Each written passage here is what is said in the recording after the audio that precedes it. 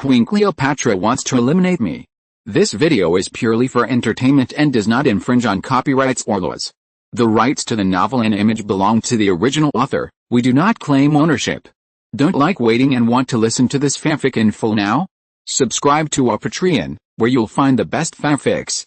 Chapter 1 Napoleon Bonaparte. Around July and August 1798, a French army landed at the port of Alexandria in Egypt. Due to the pursuit of British gunboats at sea, some of the baggage was lost, but it did not affect the strategic deployment and pace of the French army. After a brief rest, they decided to start advancing to the interior of Egypt at dawn the next day. That day and night, the port of Alexandria was brightly lit. Except for a few artillery positions on the coastal defense line that needed to be restored and heavy artillery reset, it was a little busy. The atmosphere in other places was very peaceful. Because the military issued an order prohibiting harassment of local residents, and ordered all shops and wine shops to operate normally. Especially on the most prosperous street by the sea, there were still lights, wine, and women, singing and dancing. French officers and soldiers wearing cylindrical hats and tailcoats also began to wander around. Shuttled through the night market. In a tavern opened by a Persian, Army Sergeant Joseph and several fellow soldiers ordered a few glasses of tequila and some fruits. His companions were chatting up single girls in the bar, but Joseph was the only one sitting alone in a corner. He looked at the dancing steps of several veiled Persian girls on the dance floor with drunken eyes, thinking, "Oh, Mr. Joseph." An Arab in a purple robe and a white scarf came up to him and patted his shoulder in a friendly way. He sat down and said, "Perhaps you can buy me a drink." Joseph looked up and didn't know him. He was an Arab with a full beard. The beard was so thick that it was difficult to tell his age for a while. The deep and mysterious eyes forced him to look away. But he still called the waiter over and ordered a glass of whiskey. "Thank you," the Arab said to the waiter. "This guy is a familiar guy. Such people can take advantage of anyone," he thought. "How do you know me?" Joseph was a little curious. "Oh, of course. Because I know everything." The Arab smiled strangely, took the whiskey brought by the waiter, took a sip, and acted very intoxicated. Joseph laughed immediately after hearing this, thinking that this person was bragging. There is no such thing as an omniscient person, unless he is a god or a devil. Or maybe he is a learned man with rich experience, and he just wants to be mysterious. He is a more reserved person, never expressing his thoughts directly, and never bullying others. The other party also saw it, and took another sip of wine. The wine is good," he lowered his voice meaningfully. "Oh, Mr. Joseph, maybe you don't believe that some things are already destined in the dark." What? Joseph didn't understand what the other party was saying at all. It felt very boring. Something is going to happen later. If you get involved, you may lose your life. However, when you are about to be judged, all you have to say is no. What? Joseph began to suspect that this man had a mental problem. At this moment, the commotion on the dance floor caught his attention. 3 drunk soldiers tried to force their way into the dance floor, and the girls screamed and fled. A Persian girl was unfortunately caught. One of the soldiers said with a lewd smile, "Girl, come and play with your brothers." Ha ha ha. The other soldiers dragged the girl away, and the girl resisted fiercely and shouted for help. The drinkers got out of the way. Other onlookers were cheering and whistling. The Persian owner of the tavern stepped forward to persuade him, but was knocked to the ground by the tallest and strongest man among them. "Hey! That's enough, my friend, let her go," Joseph shouted. Ignoring his companion's obstruction, he pushed through the crowd and rushed to the front. He found that his height could only reach the big guy's shoulders, and suddenly he regretted it. "Get out, pig!" the big guy roared at him. Some white people in Europe usually call people of color pigs, which hurt Joseph very much. With a bang, the big guy's heavy fist hit his right half of the face hard. Caught off guard, he was more injured. Joseph staggered a few steps and felt dizzy. The soldiers and officers around him laughed again. "Ah! Save me. Please. Please, sir." The Persian girl's veil slipped off while struggling. "Wow! What a beautiful girl. Her eyes are bright, like black grapes. Her facial features are evenly distributed. Her eyelashes are very long and her teeth are clean and neat. Judging from her skin color, she is of Oriental race." Her face was full of fear. She only threw the only hope of saving her to Joseph. The big guy walked in front, and the other 2 soldiers held the girl on the left and right. Just as she walked out of the door of the tavern, Joseph blocked her way again. He had a musket in his hand. "I told you to let her go," Joseph warned, wiping the blood from the corner of his mouth. "I bet he dares not shoot," a soldier with missing teeth screamed. Then most of the soldiers responded and began to pay money to bet. "I bet he dares to shoot." Only one person bet. Looking at the voice, it was the Arab. He was really crazy. The 3 soldiers in front of him also carried muskets with them, but facing the weak chicken in front of them, they disdained to draw their guns. "Get out of here, pig." The 3 soldiers were a little angry, too unromantic.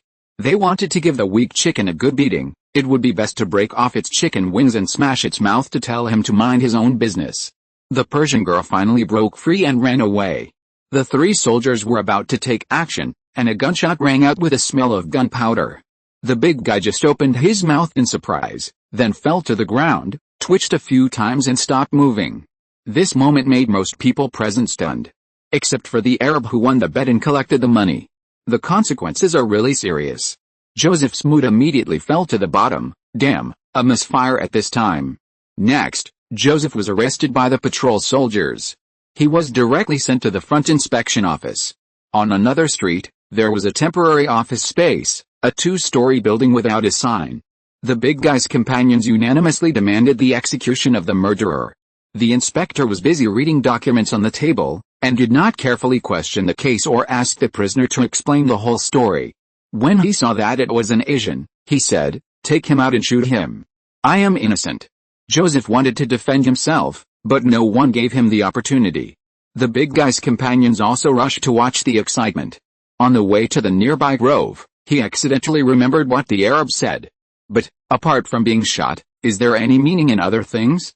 Everything, life and future will disappear, and the saddest thing is that he has not married yet." "Here," said the execution captain. Because it was dark, the soldiers had to light torches. One of them even suggested that the pig should be burned at the stake. The others agreed. At the edge of the woods, they tied Joseph to a tree. They piled some dry grass and branches at his feet. The victim's companions beat him repeatedly, punching and kicking him until he was bloody. Joseph said nothing and closed his eyes in despair. "It's almost done, it's time to send him to death," said the captain of the execution. Someone came to light the fire immediately. "What are you doing?" A group of soldiers passed by and found this place. "We are executing prisoners," the captain of the execution replied. The former said again, "This doesn't seem to be in accordance with the regulations, right?" The response here was very rude. "We are the military law department executing people. Which unit are you from? It's none of your business, so don't interfere." After hearing this, those people not only did not leave, but came over. There were at least hundreds of soldiers, and several officers of different ranks in front. When they got closer, they were all dumbfounded and said in unison, "Hello, General, everyone stand at attention and salute." A short but imposing general was at the front. There were 3 stars on his shoulder straps and a ribbon on his uniform. The officers with swords who were accompanying him all looked high-ranking. Joseph was an old soldier and was quite familiar with the French military rank system. He knew that these people were all powerful men in the military. The general-looking man pointed at Joseph and asked the executioner, "What's wrong with him? Can anyone explain?" The law enforcement captain saluted and replied, "The prisoner is a soldier in the army. He caused trouble after drinking and shot and killed our French soldiers.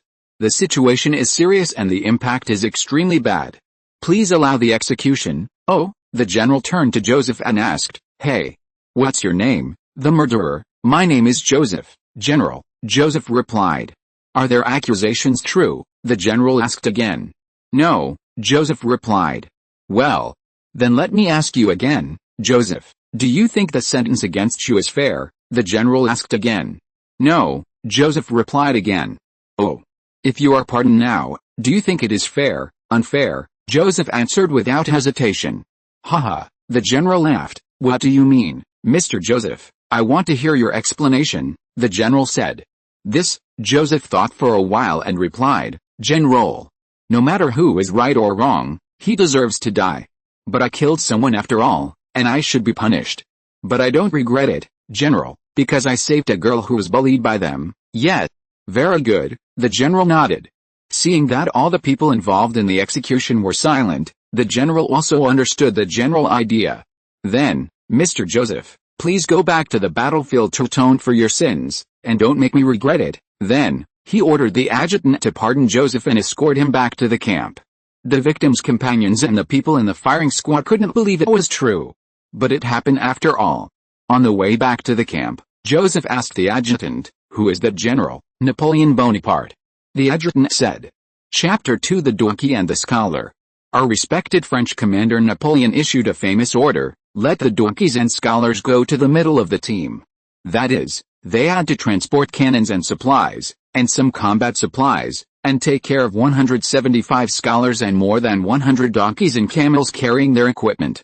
It was not an easy job. If it was a rainy day, it would be a disaster. The wheels of the cannons were stuck in the mud, and the horses were whipped and screamed in vain. There was no way to ask for help. While pushing and pulling here, sweating profusely, someone shouted over there, "Hey! Come over here, the donkey won't move again." The soldiers also had to help them pull the donkey. And sometimes the donkey didn't move because it was too loaded and got angry. Among them, there was a chemistry doctor named Leo who was particularly tricky. He suggested to a lieutenant, "Why don't you let your soldiers share the package? My donkey is tired." The lieutenant didn't want his men to be used by donkeys, but he was afraid of being complained. So they reported the situation to their superiors, and then to the headquarters one level at a time. Their respected commander agreed without a second thought. He issued another order. Major Temir of the 35th Infantry Battalion was ordered to obey the dispatch of the scholars' course from now on. When the order was returned, Temir handed over this sacred mission to the 2nd Infantry Company under his command. The soldiers generally had complaints, but they had no way to deal with it. Joseph, a reborn infantry corporal, wore a size 3 riding boot and followed closely behind the artillery team's horses.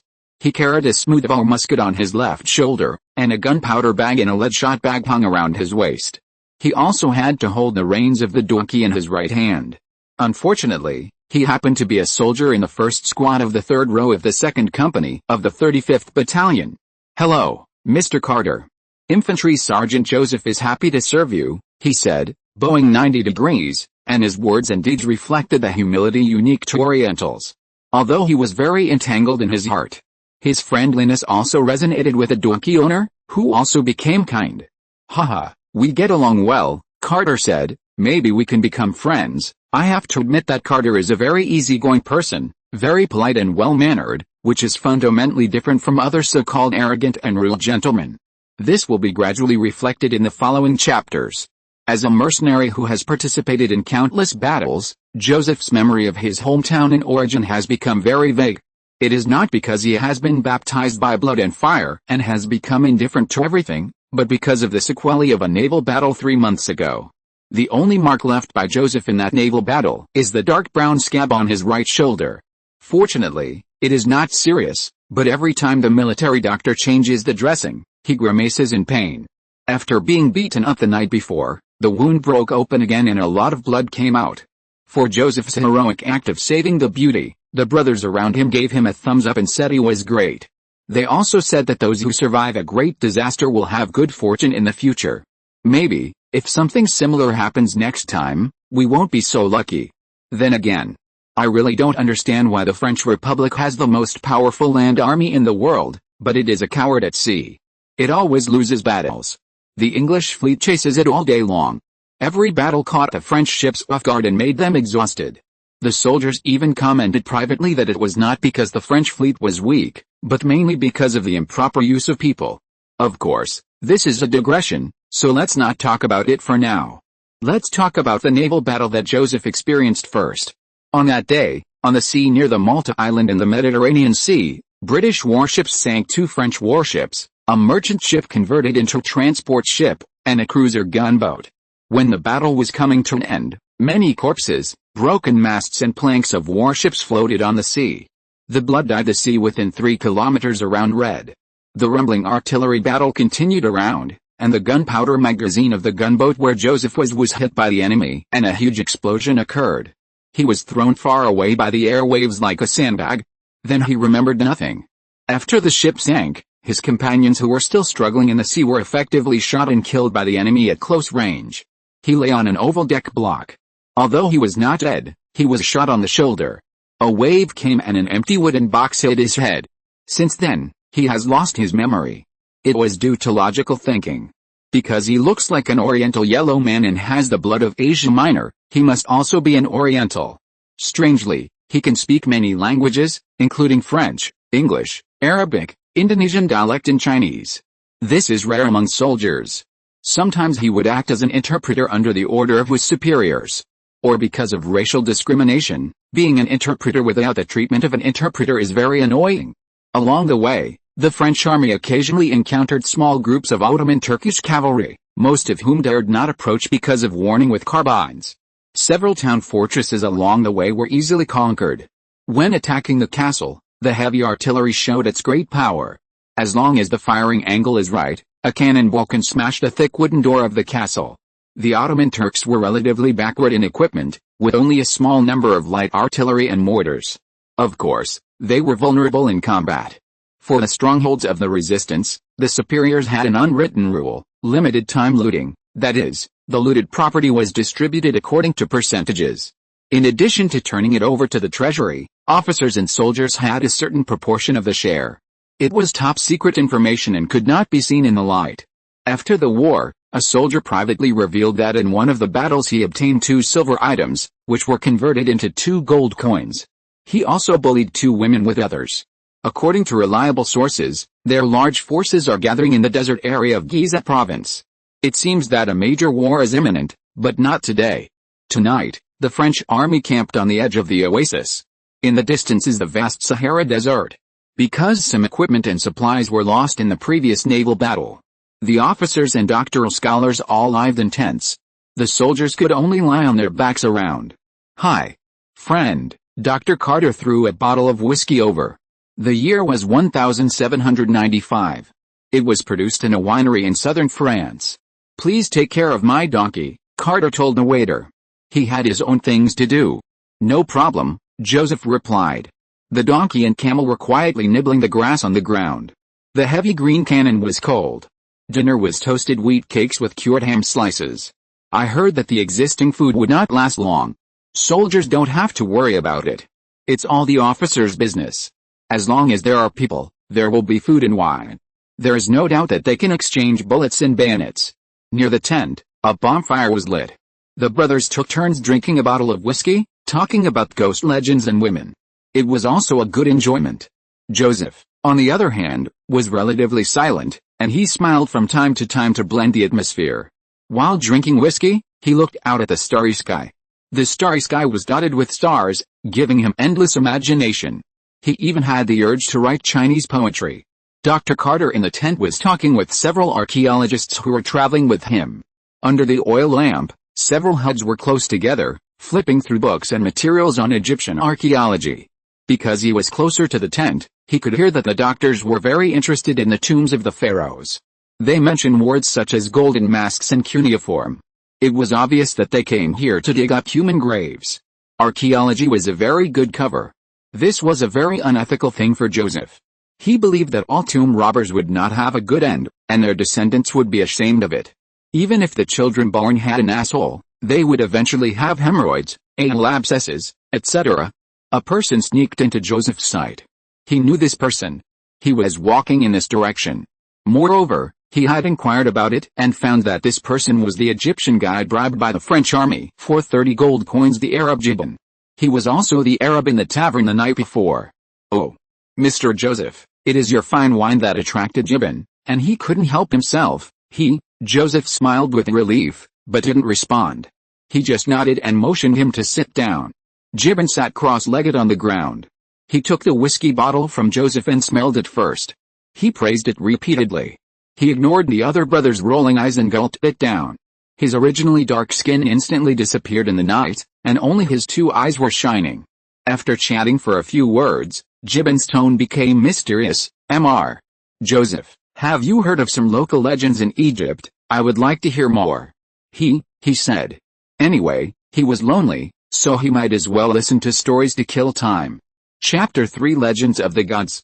As we all know, there are more than 70 pyramids and many underground tombs of pharaohs in the Saqqara area on the west bank of the lower reaches of the Nile. There are countless cultural relics and gold, silver and jewelry in the tombs of the pharaohs. It was once a paradise for adventurers and tomb robbers. We usually call it the Valley of the Kings. Judging from the marching route, it is very close to there. You may not believe it, but it is true. There have always been legends about the Pharaoh's curse. Over the years, there have been many legends about this. Those tomb robbers or rebels who have touched the Pharaoh's tomb will eventually escape bad luck. The cursed people will either die painfully from strange diseases or be eaten by mythical beasts. It is said that every time it is cloudy or at night, there are some dead souls wandering around the Pharaoh's tomb. It goes without saying that they are all the patron saints of the pharaohs. During the day, some people have seen a naked little boy riding on a ram or goose, sucking his fingers, babbling, and the sound was very sad, walking around the pyramids. If you see him, please don't get close to him or talk to him, Gibbon said, hesitating. A soldier asked curiously, so what? Haha. Gibbon took a sip of wine and said, he will suddenly grow bigger, grab you and put you in his mouth, chew you as a snack, and finally spit out your bones. Everyone laughed and didn't take it seriously. Gibbon continued, but at night, every time the new moon appears, the little boy turns into a guy with an eagle's head and a human body. He is more dangerous at this time because he is blind in one eye and can't see clearly, so he will attack everyone around him, and even other souls dare not approach him. We call him Horus. There is a patron saint named Seth, the god of the desert. Seth's original form is a wild boar with fangs and a human body. In ancient mythology, he was the mortal enemy of Horus. In a fight, the former blinded one of the latter's eyes, and the latter tore off one of the former's legs and penis. Later, Amun adjusted the place where they appeared, making it difficult for them to meet again. Seth's magic power is also very strong, and he often attacks passing merchants. The sandstorm in the desert is his masterpiece. There is also Nephthys, a woman with a bamboo basket on her head. She has wings and is the nominal wife of Seth. She has an affair with Hades and worked with the Scorpion King to save her husband's mortal enemy Horus. When Gibbon said this, someone said, it's quite complicated. Well, this relationship is a little complicated. Legends are like this. Sometimes we would rather believe it, Gibbon said. Someone asked again, is there any danger to this Nephthys? Gibbon said something irrelevant. All the dangers that women can have for men will have. Joseph didn't understand because he had never experienced the relationship between men and women, but those who had experienced it nodded silently. However, there is a proverb from the Qin dynasty, the sting of a wasp is the most poisonous, and the heart of a woman is the most poisonous. This is what it means. Some people say that the messenger between the human world and the underworld is Anubis, and the souls of those who died suddenly or died young can easily meet him. In the passage to the underworld, he uses a scale to judge whether the deceased can go to hell or the underworld. On the left side of the scale is the heart of the deceased, and on the other side is the feather of the divine dove. If the heart is lighter than the feather, it will definitely go to the underworld, otherwise it will fall into hell and be eaten by the devil. Some people say that Anubis is the illegitimate son of Set's wife and Hades. I wonder if it is true. However, local Egyptian mothers often use it to scare their disobedient children. Because he often transforms into a wild dog and specializes in eating the rotten flesh of the dead. In the murals, he is a monster with a dog's head and a human body. He only appears at night and disappears in the early morning. A soldier suggested that he wanted to hear what a mummy is. In Egypt, the most legendary thing besides the pyramids is the mummy. It is easy to arouse people's curiosity. Gibbon nodded and continued to tell his story. The method of making mummies is very simple. When the pharaoh died, the body would be coated with preservative spices and wrapped in a shroud. Then his internal organs, heart, liver, stomach, and kidneys were placed in 4 jars, guarded by the 4 sons of Horus. Every pharaoh's coffin had 4 to 5 guardian gods at the same time. And the pharaoh's soul, under the spell of the high priest, drilled into the body of the death goddess Nut, just like a woman giving birth, and would soon be reborn. In addition, the wall of the pharaoh's coffin is often painted with the image of a naked goddess covered with stars. She is Nut, also the god of the sky, and her husband is the god of the earth Geb. Speaking of this, we have to mention one person. She is goddess Isis, the god of fertility, the only goddess who can be reborn repeatedly. The sister of the Hades Osiris. The brother and sister were married before. They are the children of the sky goddess Nut and the earth god Geb, the same as Hades. Oh. It's really complicated, a soldier interrupted. It's too abnormal for a brother and sister to get married, it's against human ethics, but it's true. Gibbon shrugged. In order to make the bloodline of their offspring pure, the gods and pharaohs often do ridiculous things. The soldiers all agreed with him. Yet, of course, the gods are also a family group, just like the gods on Mount Olympus in Greek mythology. They generally marry close relatives, and it's inevitable that they give birth to monster-like children. It's very unscientific, Joseph commented. He was showing off his knowledge. Ha ha ha, Gibbon laughed. Joseph's words made people laugh. I wanted to drink. I found that the bottle was empty. The soldiers also laughed. The story continued. It is said that the Egyptian queen in history, the last pharaoh of the Ptolemaic dynasty, was also the incarnation of the goddess Ethers. Like her sister Nephthys, she possessed powerful magic. They are also relatively dangerous. Who is more dangerous? It is the Sphinx, the master of the dark snake god Arab. The Greeks called him Mephistopheles. In the Bible, he is called the devil. The Sphinx near the pyramid of Pharaoh Khafra is his prototype. Of course, only the god of the underworld, Osiris, can restrain him. However, the most dangerous person is not him, but the devil's daughter. Because the devil is restrained by Amun and other gods, he can never come out to do evil in the world. Instead, it is his daughter who can escape from the underworld. We don't know her name. But we only know that the goddess Esther brought her out of hell and then disappeared. Oh, what magic can she have to scare you? Joseph saw him trembling all over, so he asked. Gibbon was about to say something but stopped. He looked down at the stars in the night sky, thinking. The only sound in his ears was the crackling of rotten wood in the bonfire. Here, he stretched out his hand. Look, she is in that direction, only the prophet can feel her existence. Everyone looked at it, but there was nothing. She has been there motionless for 1,000 years. If she were to appear in the world, it would cause a catastrophe. Having said this, Gibbon stood up and said goodbye. Several people, including Joseph, might not be able to sleep tonight. Chapter 4 British Caravan. During this period of unrest, Egypt was under martial law. However, a caravan landed from the Red Sea and, with a so-called special pass, had unimpeded access and made a fortune from smuggling. The caravan stopped for the night and traveled for the day, encountering countless checkpoints along the way, and gradually approached the important town of Sheikh Fidel at the inland. On the official road leading to the important town, the caravan encountered the last government officer's checkpoint to reach their destination. The checkpoint at the road crossing had a pointed wooden fence and a barracks nearby. There were nearly 100 guards and a 6-pound cannon. Judging from the degree of rust on the surface of the cannon, it can be judged that it has not been used for a long time. There were more than a dozen soldiers on duty, commanded by a junior officer. The weapons they used were old and rough Baker guns, that is, short-barreled muskets and smoothbore muskets. These two types of firearms were obviously behind their time. Seeing the caravan approaching, the junior officer blew the whistle, and all the soldiers raised their guns and prepared. What the caravan's employer, the Englishman Leon, didn't expect was that this last checkpoint almost became his nightmare. When they were still some distance away from the checkpoint, the caravan's employer, the Englishman Leon, smelled a bloody smell. First, they saw the mummies of the dead on several wooden frames on the roadside. From the dryness and decay of the corpses, they could roughly judge the time of death of the dead. Pop, they were already very close, and they heard gunshots again. Leon opened the carriage window curtain and saw some pedestrians being interrogated by soldiers. A strong man was dragged away by the soldiers for some unknown reason.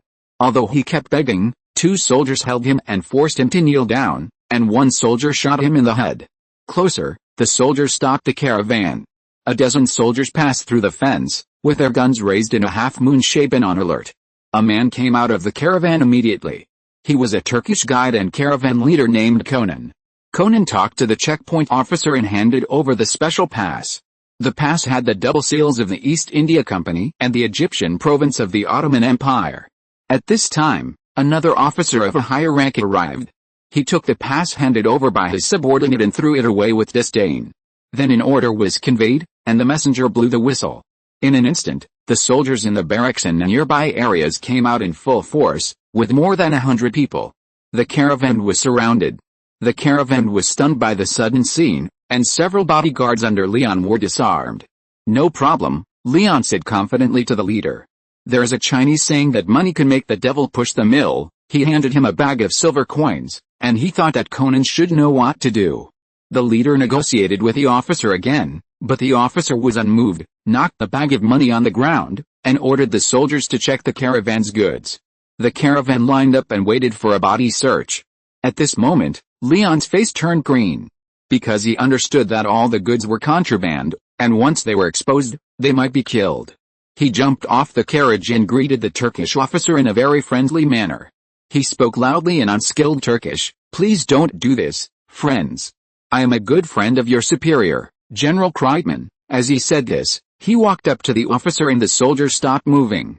"Hey, Mamluk," Officer G said with a smile. But he still reached out to take the gold coins and poured them into his hand in front of Kang. One by one, the gold coins fell to the ground through his fingers. Those who saw it broke out in a cold sweat. What does Mamluk mean? Based on Kang's general understanding of the Egyptian government, he knew that the government under Turkey was actually divided into two major factions. Which two factions? One faction is the reformists, and the other is the conservative faction composed of priests, nobles and royal family members, namely the Mamluks. The two factions have been fighting for many years, and one faction is gaining and the other is losing. Before the French army invaded Egypt, the conservatives had just achieved a phased victory and had already seized the state power. This situation was not resolved until the French army was expelled from the country, when the reformist leader Muhammad Ali completely eliminated the conservative forces and established a unified quasi-capitalist country. Unfortunately, the checkpoint officer happened to be a reformist. The general and big man mentioned by Leon was a high-ranking official in the Mamluk government and a personal friend of Leon's father. The special pass was obtained through this relationship and bribery. The two factions were at loggerheads, and the situation was already unclear. If you mention their political enemies again, do you think you will get anything good? I suspect they are spies, the officer sneered and waved at the junior officer. The junior officer immediately ordered, "Arrest them all." Leon lowered his head helplessly, and raised his hands above his head with his head. The leader Conan intended to negotiate again, but was beaten by junior officers and soldiers. The soldiers made an amazing discovery during the search. They found contraband in 19 of the 20 carriages. A total of 800 new British-made rifles, ammunition, accessories, etc. All the soldiers and officers were overjoyed, not to mention the unexpected windfall. Promotion and salary increase from top to bottom are indispensable. In this way, Leon and others were taken to the prison in the northern suburbs of Sheikh Town.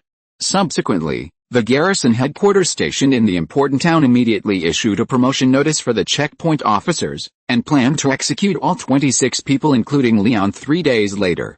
In the prison of Sheikh Town, the caravan prisoners were tortured to varying degrees. The chief executive officer of Sheikh Town, the warden, and the checkpoint officer who was promoted to major sat in the court. First of all, there was a lot of controversy about the amount of confiscated money and smuggled weapons. The original confiscated money was 420 gold coins and 1,645 silver coins, which became 30 gold coins and 45 silver coins in the court. 800 rifles became 120. Regarding the number, everyone in the caravan had to sign and seal the case file regardless of whether they knew the details or not. If they said it wrong, they would be tortured. But it doesn't matter, the court will give you relevant tips. As long as you follow their routine, you will at least suffer less physical pain. In addition, the name of the other party in the smuggling transaction, although it is a pseudonym, plus the token or code of the destination of this trip, is known only to Leon. On the second day of imprisonment, Kang was poured with pepper water, which made him feel uncomfortable. For principled considerations, Kang did not say anything. He proposed to meet the British ambassador to Egypt and lodge a serious protest. But it was not approved. Fortunately, Britain and Egypt have always been on good terms and are currently in a strategic cooperative relationship.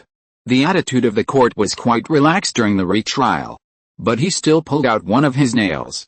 Since there was no confession, the court decided to postpone the execution of the prisoner. At the end of each interrogation, the so-called executioner, a devout Christian, would say, "May Allah bless you, Mr. Leon." Kang responded for the first time, "I'm sorry. I'm a Christian." As soon as he said this, he was whipped by the executioner. Later, when there was a similar situation, he chose to remain silent. The date was July 1798, when the French army began to attack Egypt. He was imprisoned in a cell alone. On the left cell were a group of death row prisoners, and on the right were his caravan's men. On the 7th night in prison, Kang, who was tortured beyond recognition, was so grief-stricken that he had the idea of committing suicide for the first time. He wanted to hit his head against the wall but was afraid of the pain, so he had to tear the back of his tailcoat into several strips to see if he could tie it into a rope to hang himself. Someone on the death row side said, "Hey, buddy, do you have anything valuable on you? Please throw it to me before you die." This immediately caused a burst of strange laughter. A bodyguard on the caravan side shouted, "Shut up. Stupid. Did you hear me? Shut up." The death row prisoners on the other side were indignant when they heard this, because the local Egyptians generally believed in Islam, and calling him a stupid person was tantamount to insulting them. So, the two sides started throwing things at each other across Kang's cell. Clods of earth and broken shoes flew around, and several times they hit Kang. He spent the first half of the night mediating between the two sides and temporarily forgot what he was going to do. On the 8th day, the interrogation of the case made new progress, because someone in the caravan confessed that the consignee had given the employer a green badge as a token of trust. The whereabouts of the token was only known to the employer, Leon. The prison guard who received the news immediately reported it, and the warden re-interrogated him. In the interrogation room, Leon lowered his head helplessly. He confessed that the badge was hidden in the gold coin bag and had been confiscated. Through verbal description of the appearance of the badge, it was an oval green skull badge with a lily pattern. When the warden heard it, his face suddenly changed and he looked very frightened. Before he hurried away, he ordered his men to escort the prisoner back to the prison and treat him well, and reiterated that he must be treated as a VIP. Chapter 5 Crescent Moon Cult. Leon was a little confused. A small badge could distort the warden's facial features. Perhaps the buyer of his goods had great power, perhaps in the government or military circles. What does the green badge represent? If it is not wrong, it should be the family of a famous and prosperous family in Egypt. As time goes by, the mystery of the mysterious buyer will be gradually revealed. That night, the jailer brought a sumptuous dinner to the caravan. Steak, cheese, bread, and red wine. Kang and others were deeply surprised. The leader Conan got an unexpected news when he chatted with the jailer who delivered the meal. He also informed the employer Kang through the wooden fence. This news made Leon and others feel incredible. It turned out that just 2 days ago, all military and political officials, including the executive officer of Sheikh City, received a threatening letter with a green skull holding a lily. The threatening letter threatened that if the caravan and the goods were not released unconditionally, they would take retaliatory actions.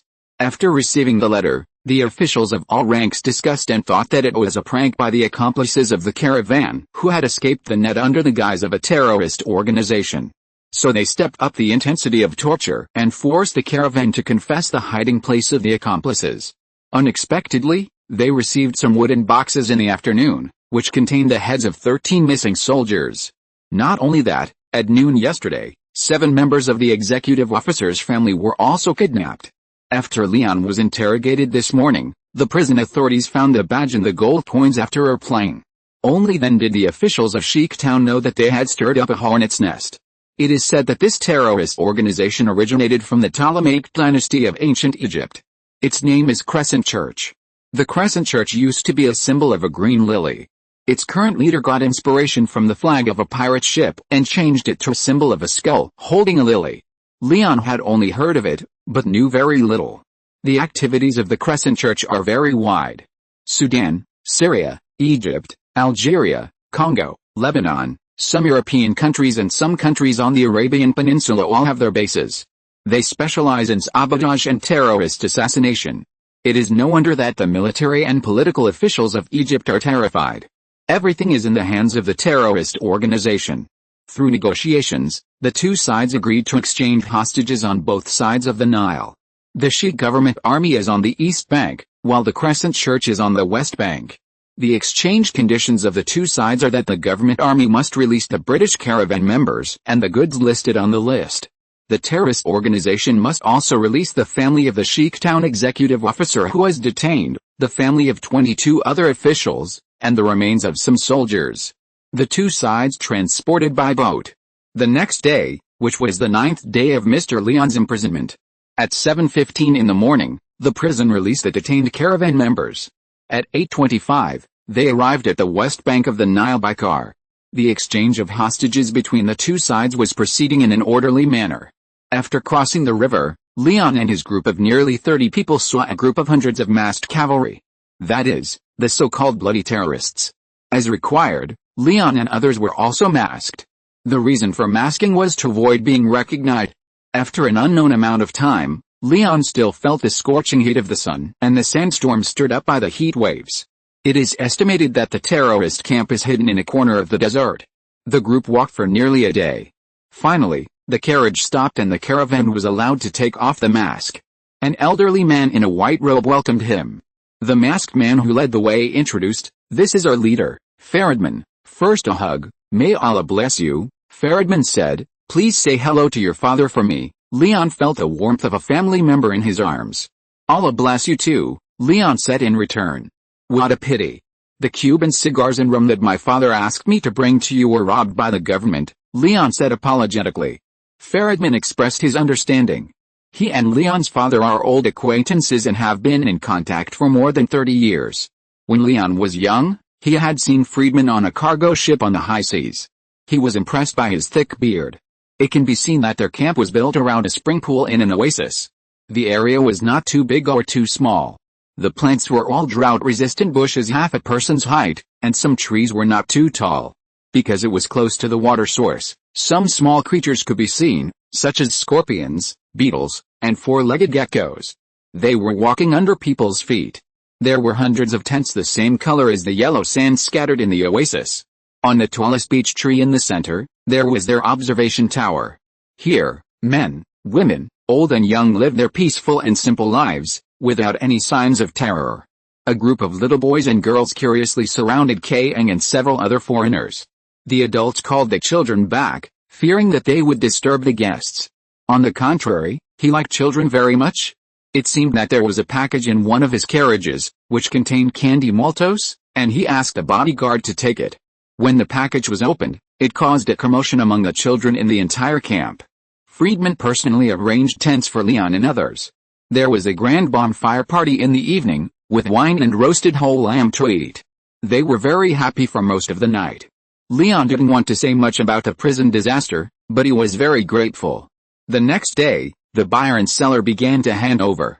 According to the requirements of the list, Leon delivered 800 new British-made rifles, 75 pistols, 500 kilograms of aluminum bullets, and 20 barrels of high-quality gunpowder, totaling 1,500 kilograms. The inspection was completed. Leon's bodyguard Chucky began to test the gun. Leon introduced that the British Army had just begun to popularize this equipment on the battlefield. Because there was a rifling design on the barrel, the range and accuracy of the musket were greatly improved. It far exceeded the smoothbore muskets currently equipped by the French Army. But its only disadvantage is that it takes a little longer to load ammunition. The purpose and characteristics of the French Army's smoothbore muskets are to rely on the advantage of numbers to support a powerful firepower network and fire multiple times in a short period of time, and rely on artillery to make up for the lack of range. However, with the help of new firearms, the French Army's three-row shooting formation can still be adopted. Of course, Friedman still likes rifles and can't let go of them. Leon's subordinate, Chucky, known as the sharpshooter, measured 100 yards and stood still. Another bodyguard handed him a loaded rifle. Chucky raised his gun and aimed for 3 seconds. Bang, a gunshot. The glass bottle 100 yards away shattered. There was a cheer all around. This is something that a smoothbore gun can't do. Dear friends, we can shoot with live ammunition, which is more convincing, said Friedman, clapping his hands twice. Several gunmen escorted 3 prisoners out. One of the 3 prisoners had his mouth sewn up. During the few days at the Crescent Church base, Leon first discovered this discordant note. It is not uncommon to see the executioner execute prisoners, but why sew his mouth? Leon asked sideways. Friedman's men took over the conversation and said that because he said his father was XXX, and wanted to forcibly annex our farmland on the West Bank. We don't care who his father is. If he dares to threaten and ignore our existence, the result will inevitably be destruction, the man said. Leon was speechless, thinking that they might be right, but he could not agree with the practice of fighting violence with violence. He had no say in the above situations. He inherited his father's business and was just a businessman who made his fortune by smuggling. Pa pa pa, 3 consecutive shots, the 3 prisoners were hit in the vitals and fell in a pool of blood. Cheers rang out around. Friedman gave a thumbs up. The so-called reward was some ancient Egyptian artifacts collected by the Crescent cult. The list totaled 231 items, with 40 wooden boxes. I saved your people and your goods. Instead, I gave you the payment for the goods. Where in the world is there such a good thing? This is mainly for the sake of Leon's father. To express his gratitude, Leon asked for only half of the original artifacts. After discussion, Leon's bodyguards trained the Crescent Moon's gunners for 20 days. After 20 days, the Crescent Moon would organize troops to help escort a caravan to the ports along the Red Sea. Chapter 6 Archaeologist. The decisive battle finally began. More than 20,000 French troops faced 100,000 Ottoman Mamluk troops without fear. Under Napoleon's personal command, 2,000 cannons played an important role. Medium-range and long-range artillery eliminated more than 10 charges of the Ottoman cavalry regiment. The sand was full of corpses. Looking at the battlefield in the smoke with a telescope, Napoleon proudly said to his deputy Caliber, "Even if we give them twice as many troops, we can easily defeat them." Just near the pyramids, the two armies met and artillery fire continued. The artillery camp of the Mamluk Corps was quickly disrupted, and the artillery range was far less than that of the opponent. They wanted to get closer to fight, but they were accurately destroyed by French artillery shells during the movement. They could only rely on their large numbers, cavalry charges, and infantry to maximize the intensity of the attack. Most of the cavalry regiments were hard to escape from the artillery fire. Joseph stared blankly at everything that happened in front of him in the army. He saw the bodies torn into pieces by the artillery fire and the blood rain flying all over the sky and falling heavily. Yes, this scene has become commonplace. Joseph's company was temporarily incorporated into the 17th Artillery Regiment. His job was to transport and load shells for the gunners. The shell was a cast iron ball weighing 48 kilograms. First, load gunpowder into the barrel, put in the iron ball, and then insert a flame into the gun hole on the back. It will explode at the first touch. Boom, boom, boom. The sound was earth-shaking. After that day, Joseph suffered from tinnitus. The vanguard of the Ottoman cavalry was very close. The French infantry adopted the linear tactics, which was a combat method invented by King Frederick II of Prussia. That is, the soldiers were divided into 3 rows, the first team fired, the second team prepared, and the third team loaded gunpowder and lead bullets into the muskets. 3 rows of soldiers fired, prepared, and loaded, and so on. If someone fell, there would be a reserve soldier to fill the vacancy immediately. The dense firepower network and firm lineup played its greatest lethality. The French army finally defeated the enemy's 100,000 troops at the cost of sacrificing more than 300 soldiers. The pyramid with a history of 5,000 years is right in front of us. It is undeniable that its magnificence, grandeur, strict architectural design and solid engineering connection are a miracle in the history of human architecture. It is located more than 10 kilometers south of Cairo. There are early step pyramids and mid to late pyramid buildings. There are more than 70 large and small ones. Among the pyramid buildings, the Pyramid of Khufu is the most famous, because it is the tallest and largest. While cleaning the battlefield, Napoleon and a group of officers looked up from under the pyramid and were amazed. Nearby is the Pyramid of Khafra, the son of Khufu. It is about 8 meters lower than the former. The French are more interested in Khafra, because, according to rumors in the European archaeological community, it is said that the underground treasure of Pharaoh Khafra is buried here. The archaeological expert group represented by Carter is ready to go. The whole world is watching them. After the French army conquered Cairo in one fell swoop, the troops continued to open up new battlefields. And the colonization of Egypt was just around the corner. The archaeological excavation plan also began in full swing. There is a 2-story civil structure building in downtown Cairo, which serves as the base camp of the archaeological expert group. The prestigious Egyptian University is nearby. Everything needs to be settled urgently. Joseph and his teammates are responsible for carrying the experts' books, equipment and suitcases. Their actions also attracted some college students and professors to watch. The Spanish student Jinmin is an archaeology enthusiast and an active participant. Before the convoy arrived, there were several soldiers resting and chatting on the stairs. Jinmin handed over a pack of cigarettes in a friendly manner, and that's how they met. Joseph was very impressed with him and promised to introduce him and several of his classmates to the archaeologists. In the corridor on the first floor, the wooden floor was creaking from being stepped on, and Joseph was a little overwhelmed to carry a large wooden box. Jinmin also came to help. There were cattails exposed in the cracks of the wooden box, which was probably a cultural relic. After pushing aside the cattails, a rectangular stone tablet was seen, more than 1 meter long, 3 inches wide, and weighing about 40 kilograms. "Oh God! It's a stone tablet," Jinmin exclaimed. "There are hieroglyphs, please be careful. The things inside are very valuable." Archaeologist Carter happened to pass by and said. He introduced, "This is the world-famous Rosetta Stone, please handle it with care." According to rumors in the army, this stone tablet was discovered by French Lieutenant Boussa. The excavation site was in Rosetta, a small town at the port of the Nile River, hence the name. The stone tablet is engraved with the Greek and ancient Egyptian, and is the accession edict of the ancient Egyptian pharaoh Ptolemy V. It was made in 196 BC during the colonial period of the ancient Greek Alexandrian Empire. The Rosetta Stone has had a huge impact on Egyptian archaeology. Because the hieroglyphs in the inscription, namely the hieroglyphics, Egyptian cursive script, namely the popular script, and ancient Greek, provide important references for archaeologists to translate ancient Egyptian characters. It is not an exaggeration to say that the Rosetta Stone is a milestone in the history of Egyptian archaeology. Carter also helped to hold it on one side, fearing that something might go wrong with the things in the box. "Please move it to this room." Whit pointed to a more spacious room and moved it directly to the designated location. "Hello, sir. My name is Jinmin." Jinmin introduced himself before Joseph could speak. "Oh. Hello, friend," Carter said politely. The two exchanged a few pleasantries and learned that Jinmin was an international student studying archaeology. Carter was very interested because he could not resist the admiring gaze. He and his classmates were also allowed to visit and serve as unpaid archaeological volunteers. "Excuse me, sir, are we going to the Valley of the Kings to excavate the pyramids tomorrow?" Joseph asked Carter. He asked this because the soldiers all wanted to take a day off.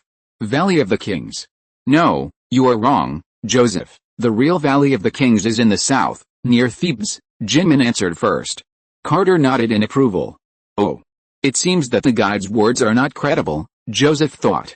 Carter told him to wait for notification about tomorrow's matter.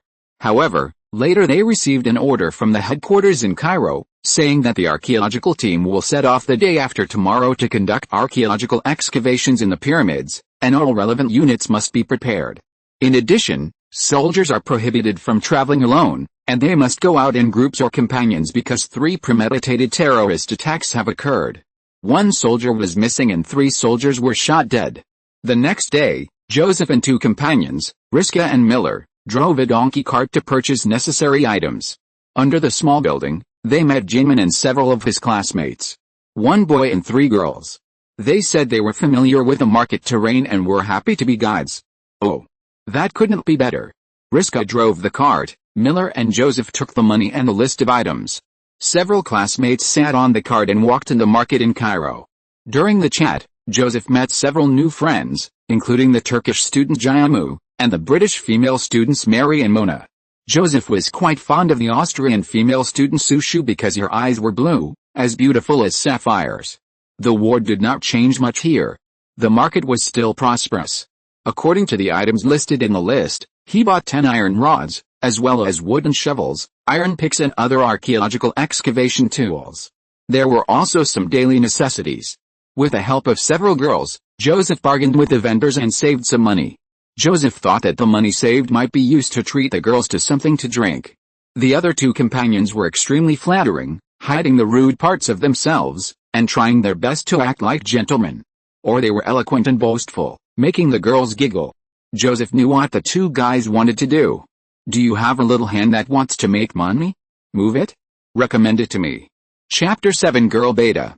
During the days at the Crescent Cult's base camp, Leon and his caravan quickly integrated into this pleasant big family. The sharpshooter Chucky systematically trained the men at the base in shooting. All men over the age of 12 were trained in how to kill. In addition, at Leon's initiative, afforestation activities were also carried out. 3 drought-resistant and easy-to-survive plants were selected and planted at the edge of the oasis, and the transplanting and irrigation methods were adopted. The purpose was to fight against the desert and expand the area of the oasis. Friedman appreciated this greatly. When the caravan left, all the shrubs they transplanted survived. The oasis increased the land area by 1/10. On the 7th day at the base, Leon was invited to visit the Red Fort of the Crescent Cult in Cairo. The Red Fort is located 10 kilometers southeast of Cairo and is another important stronghold of the Crescent Cult. The outer walls and buildings are mainly red, and look like fire from a distance. There are towers and square shooting holes on the outer walls. There is a suspension bridge at the main gate, and deep water channels surround it. Crocodiles occasionally surfaced in the canal. In addition to the fixed sentries, there were also teams of gunmen patrolling. The defense was very strict. Their leader, Friedman, liked this place very much and spent most of his time here. It was said that he also had a public identity. He was called Count Friedman, and his men also called him that. There was inside information that he inherited the title of a certain Ottoman noble duke by means of terror. Although the rumor may not be credible, no one dared to investigate it. But this title was enough to support the existence of the Red Castle and the operation of the Crescent Church. This was the most important point. The group, together with Leon and the leader Conan, rode at full speed for nearly 2 days before reaching their destination. On the way, they encountered a marching team of defeated Ottoman soldiers, most of whom were wounded, fleeing southward. They passed by them and were actually safe. However, Leon began to feel uneasy. He was worried that the war that had already started would affect the caravan's journey home. In the Red Castle, Leon met the woman he admired. In front of the steps in the central hall, a girl wearing a blue gauze corset and a long skirt with a black veil attracted the attention of Leon and others. She jumped like a deer and shouted "Father," and threw herself into Friedman's arms. The voice was as sweet as a silver bell. Leon couldn't help but adjust his bow tie and top hat. The girl's skin color was whiter than that of the yellow people. Her hair wrapped in black gauze flowed from her shoulders to her waist. It was a typical Persian girl's outfit, and her veil was decorated with wheat ear tassels. The girl turned her bright eyes slightly, and she seemed displeased when she saw the guests. French. Leon didn't understand her language, but he felt that the girl's eyes were beautiful, as clear as a pool of autumn water, which immediately soaked into his heart, and he couldn't help but shudder. He was still secretly speculating in his heart, what kind of face was under the mysterious veil? Was the woman as stunningly beautiful as he expected? There was also a scent of camellia wafting from the girl, intoxicating her. "Hey," Friedman introduced with a smile, "this is Mr. Leon. An English gentleman, my current good friend and business partner." Then he repeated it in English. Leon immediately took off his hat and bowed. Just as he was about to extend his hand, he gave up the idea of kissing her hand. He knew that this was not popular. He sincerely praised, "You are very beautiful, lady." The girl knew some English and whispered, "Thank you. My name is Beda," she said. The group entered the hall and sat down according to the order of importance. Friedman still spoke in English so that the guests could understand. He said to his daughter in a teasing tone, "Ha ha ha, Beda. It seems that you have a deep prejudice against the French." Beda replied, "Yes, I hate the French." "Oh," the brother frowned, "what do you mean?" "Nothing, my own business." Beda seemed to yawn. "I'm tired, you guys chat." She walked away, and the maid followed her out. Leon's eyes followed her until she disappeared. Under the guidance of the Red Castle's butler Karet, Leon and his party visited the Red Castle. This castle with a Japanese architectural style interested him very much. There is an oval spire-like dome on each tower and room. There is a crescent-shaped sign on the dome. There are tadpole-shaped words on the left and right of each door. That is, the awakening mantra in the Quran. The cook slaughtered a cow that day. Leon and others, the Count, Beda and the Count's future wife, had dinner on a rectangular wooden table. Due to the influence of European food culture, the Earl's family also ate with cutlery and forks. The cutlery, fork, goblet, plates and candlesticks were all made of silver. In addition to the steaks on the table, there were carp from the Nile River and various fresh fruits. The wine was pure homemade red wine, the kind that still had juice hanging in the glass after drinking it all. It can be seen that life in the Red Castle is very rich. Leon found that Beda seemed to be worried and was always unhappy. Only the Earl and his wife talked about irrelevant topics. The next morning, the maid reported that the young master Beda was missing, and 2 pistols and a dagger were missing from the armory. The master, Friedman, was worried and searched every corner of the Red Castle and the surrounding 2 kilometers to no avail. After questioning, he learned that Beda might have gone to Cairo. Because since the French army occupied the castle a few days ago, that is, before Count Friedman came back, she had disappeared once.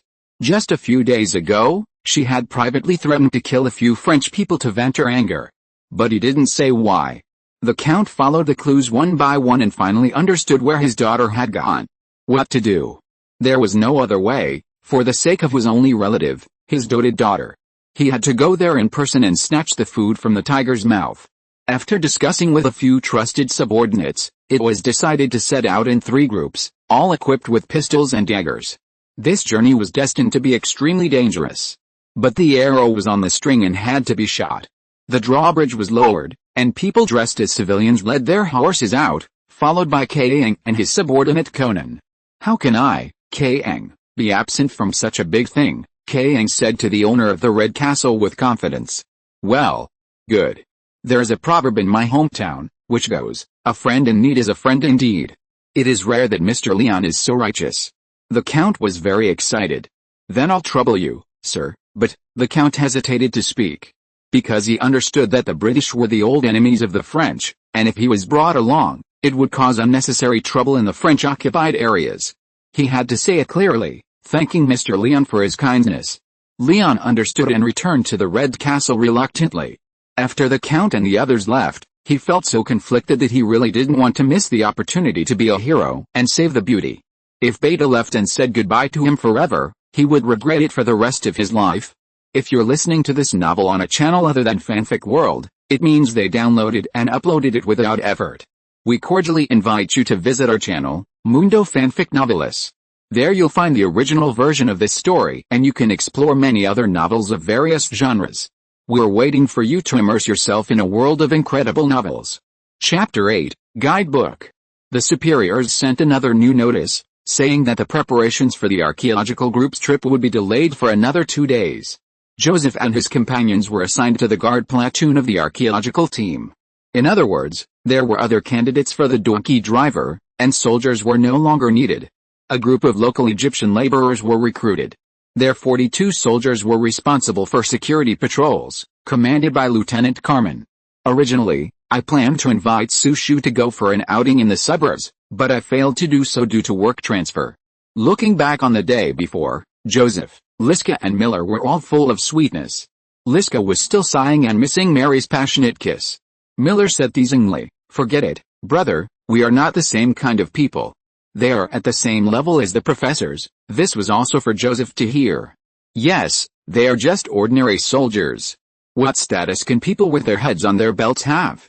In the eyes of people with status, they are cannon fodder. Sure enough, when Joseph and others saw Jinmin and his classmates again, they had a deeper understanding. Except for Jinmin, who nodded to the soldier he knew for the sake of face, the other boys and girls acted as if they had never seen them before. They raised their chests proudly when they passed by. Including Mary, who kissed Liska. Jinmin was really an extraordinary student. He got a letter of introduction from the Department of Archaeology of the University of Egypt, which was stamped with the double seals of the school and the military. In other words, with a letter of introduction, he could visit the archaeological group's residence and collections, and participate in archaeological excavations. The soldiers' authority was only outside the borders of the defense zone checkpoints. A new sign was hung on the small wooden building, "No entry for idle people." Usually only soldiers responsible for reporting could enter. Today, Lieutenant Carmen gave a speech in the small auditorium, a bungalow behind the expert building. All the soldiers stood up, and Lieutenant Carmen conveyed a series of instructions issued by the military with a solemn expression. It was time to get to the point. There was a small square table in front of him, and on the table was a pile of whips made of rattan and cowhide.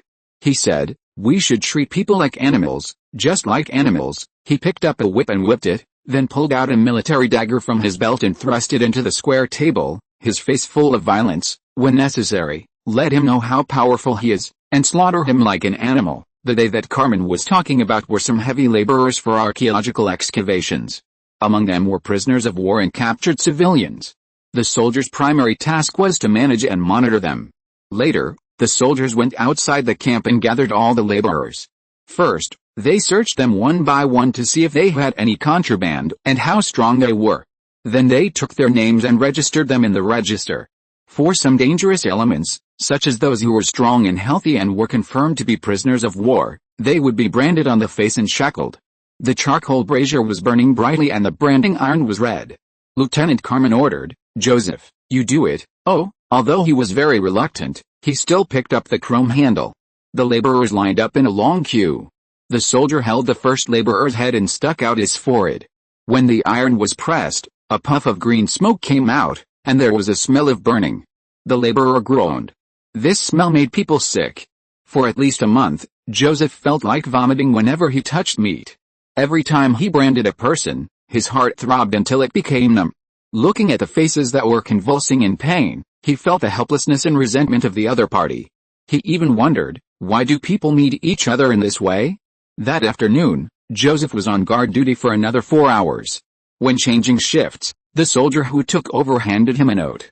The note was written in beautiful French. Dear Joseph, please come to the SYNOPSIS tavern on Central Sandeo Street after sunset. Your most loyal friend Gibbon. There was no date on the signature. He was overjoyed to hear the news from his old friend. He looked up and saw that it was getting late. He wanted to invite Liska and Miller to go, but the two were on duty and couldn't spare time, so he asked the squad leader William to go with him. For safety reasons, the two brought muskets. It takes about half an hour to walk there. At the entrance of the SYNOPSIS tavern, there are several prostitutes soliciting customers and flirting with passers-by. William likes this place very much, and he chats with one of the big-breasted prostitutes as soon as he arrives. People come in and out of the tavern from time to time, and officers also walk by with fashionable beauties. Before entering, Gibbon, who is wearing a military uniform and a full beard, greets him and gives him a hug first. How are you recently, Mr. Joseph? I'm fine, Mr. Gibbon, Joseph replied, and introduced his immediate superior to him. Gibbon then saluted. The seats in the tavern have been reserved, and the three of them sat down one after another. William suggested to call a few hostesses, and Gibbon agreed generously. As the saying goes, there is no good banquet. Joseph's heart has been beating. Based on his understanding of Gibbon, he must have something to ask for, otherwise he would not have bleed. First, he ordered a plate of candied chestnuts and a few plates of snacks that Joseph could not name. I tried a piece of snack, which tasted good. The tavern manager called 3 more hostesses. A charming woman covered with red and white feathers sat close to Captain William, who twisted the woman's pink thigh with his rough hands, causing a scream. This caused laughter from several people at the same table. After a few pleasantries and toasts, Gibbon slowly explained his purpose. Moreover, he was very happy that Joseph's immediate superior also participated. It turned out that Gibbon used to be a guide in the military, and now he has changed his career to become a guide for the archaeological team. And he has always been valued. He eats this business as a translator and guide. Although he didn't say it clearly, Joseph vaguely felt that his previous career seemed to be a tomb robber or an antique dealer. The purpose of his conversation was obvious, which was to win over some people in the archaeological team, make a big move on the unearthed cultural relics, and then pocket the money. In addition, Gibbon understood the difficulties of the soldiers very well. Excuse me, Mr. William, even if you are unscathed on the battlefield, what else will you have left after you retire with limited military pay, except for healing the pain brought by the war? Soldiers all have gray income, but they can't stand the extravagance and exploitation of superiors. His words were very tactful and implicit, but the implication was obvious. Thinking about others' thoughts and worrying about others' worries made the two soldiers sigh. Maybe, one day in the future, we will work together and become brothers, who knows, Gibbon said. After drinking more wine, Gibbon said that he had asked for a room in the hotel in front, and whoever was tired could take the woman to rest. Oh, haha. Kilian is thinking about this, and he hugged the enchanting girl and left. The other 2 girls at the table were still there, also with charming eyes. Seeing that Gibbon was still excited and wanted to call the waiter to serve wine, Joseph waved his hand to stop him. Thank you very much for your kindness, Mr. Gibbon, brother, I'm really drunk, he said. Oh. All right then, he apologized for not taking good care of me. As he spoke, Gibbon's expression gradually became dull. Hush. Listen, there is a sound over there. He extended his right index finger and pointed to the southeast. Her breath makes the earth tremble. What? Joseph laughed. You've made Gibbon drunk. Joseph and the 2 girls thought he was being mysterious and found it very funny. Here. Listen carefully, my family only has a piece of land, which is full of lilacs. I want to make a purple wreath and give it to you, my lovely girl. She is singing to her sweetheart, but it's a pity. Gibbon's neurotic expression was very funny, and he sang an unknown ballad. Joseph only heard the noisy and decadent music around him. He was not interested in the ballad. Pop, however, a gunshot in the distance still aroused his vigilance, although the sound was not loud enough to reach here. He subconsciously asked, "Where's the hotel?" Gibbon was still talking nonsense, and one of the girls continued, "Go out and turn right for 50 steps." He listened and made a brief judgment, shouted William, picked up the musket and rushed out. Q 1,269,441,348. Chapter 9 Death of William. As soon as Joseph left the tavern, he heard a woman's hysterical scream. Murder! Help! Pedestrians on the street also dodged. At the door of the hotel, more than 10 meters ahead, under the light of the lantern, there was a small pool of blood on the ground. He saw William staggering forward with one hand covering his chest and the other holding a pistol. He wanted to chase the murderer but was powerless. And the enchanting woman was screaming and screaming behind him. The whistles that followed also came one after another. The patrolling guards nearby were gathering in this direction. "Captain, what happened?" Joseph asked with concern. The enchanting woman was still screaming, and it seemed that she was quite frightened. He waved his hand and slapped her in the face, telling her to shut up, otherwise she would scream until dawn. The woman stood there in a daze. "Kill him. Joseph, hurry." William pointed to the front, breathing a little hurriedly. Joseph looked up and saw a black shadow gradually fading at the end of the long street in the moonlight. Without thinking, he drew out the rifle from his waist and immediately chased after it. He saw with his own eyes that the shadow turned into a lane and disappeared. Joseph ran closer, panting with exhaustion. The shadow appeared again and ran to another lane. It was probably a dead end, so it was a wasted trip. This actually shortened the distance. "Stop. I'll kill you if you run again," Joseph shouted while chasing. He raised his gun and aimed. The two were less than 30 meters apart. Judging from the figure, the murderer might be a woman, because when women run, their hips twist more prominently. The murderer ran slower and slower because of physical exhaustion. "I believe she will be caught alive in less than 2 minutes." She suddenly stopped, turned around and raised her hand. Pop! A gunshot sounded, and the fire passed through 2 feet in front of Joseph's right. What a bad shooting skill. But it also scared the latter into cold sweat. He also found that wherever the murderer passed, there would be a scent of flowers, like camellia, no, violet. Near a high wall, the murderer disappeared again. Joseph picked up his gun and began to search under the moonlight. There were sundries from nearby residents under the wall. When the scent of violets entered his nostrils again, he raised his gun alertly and aimed at the southwest corner, but it was too late. A pistol was pressed against his left temple. "Oh, if you dare to move, I will kill you," the woman's cold voice sounded in his ears, panting.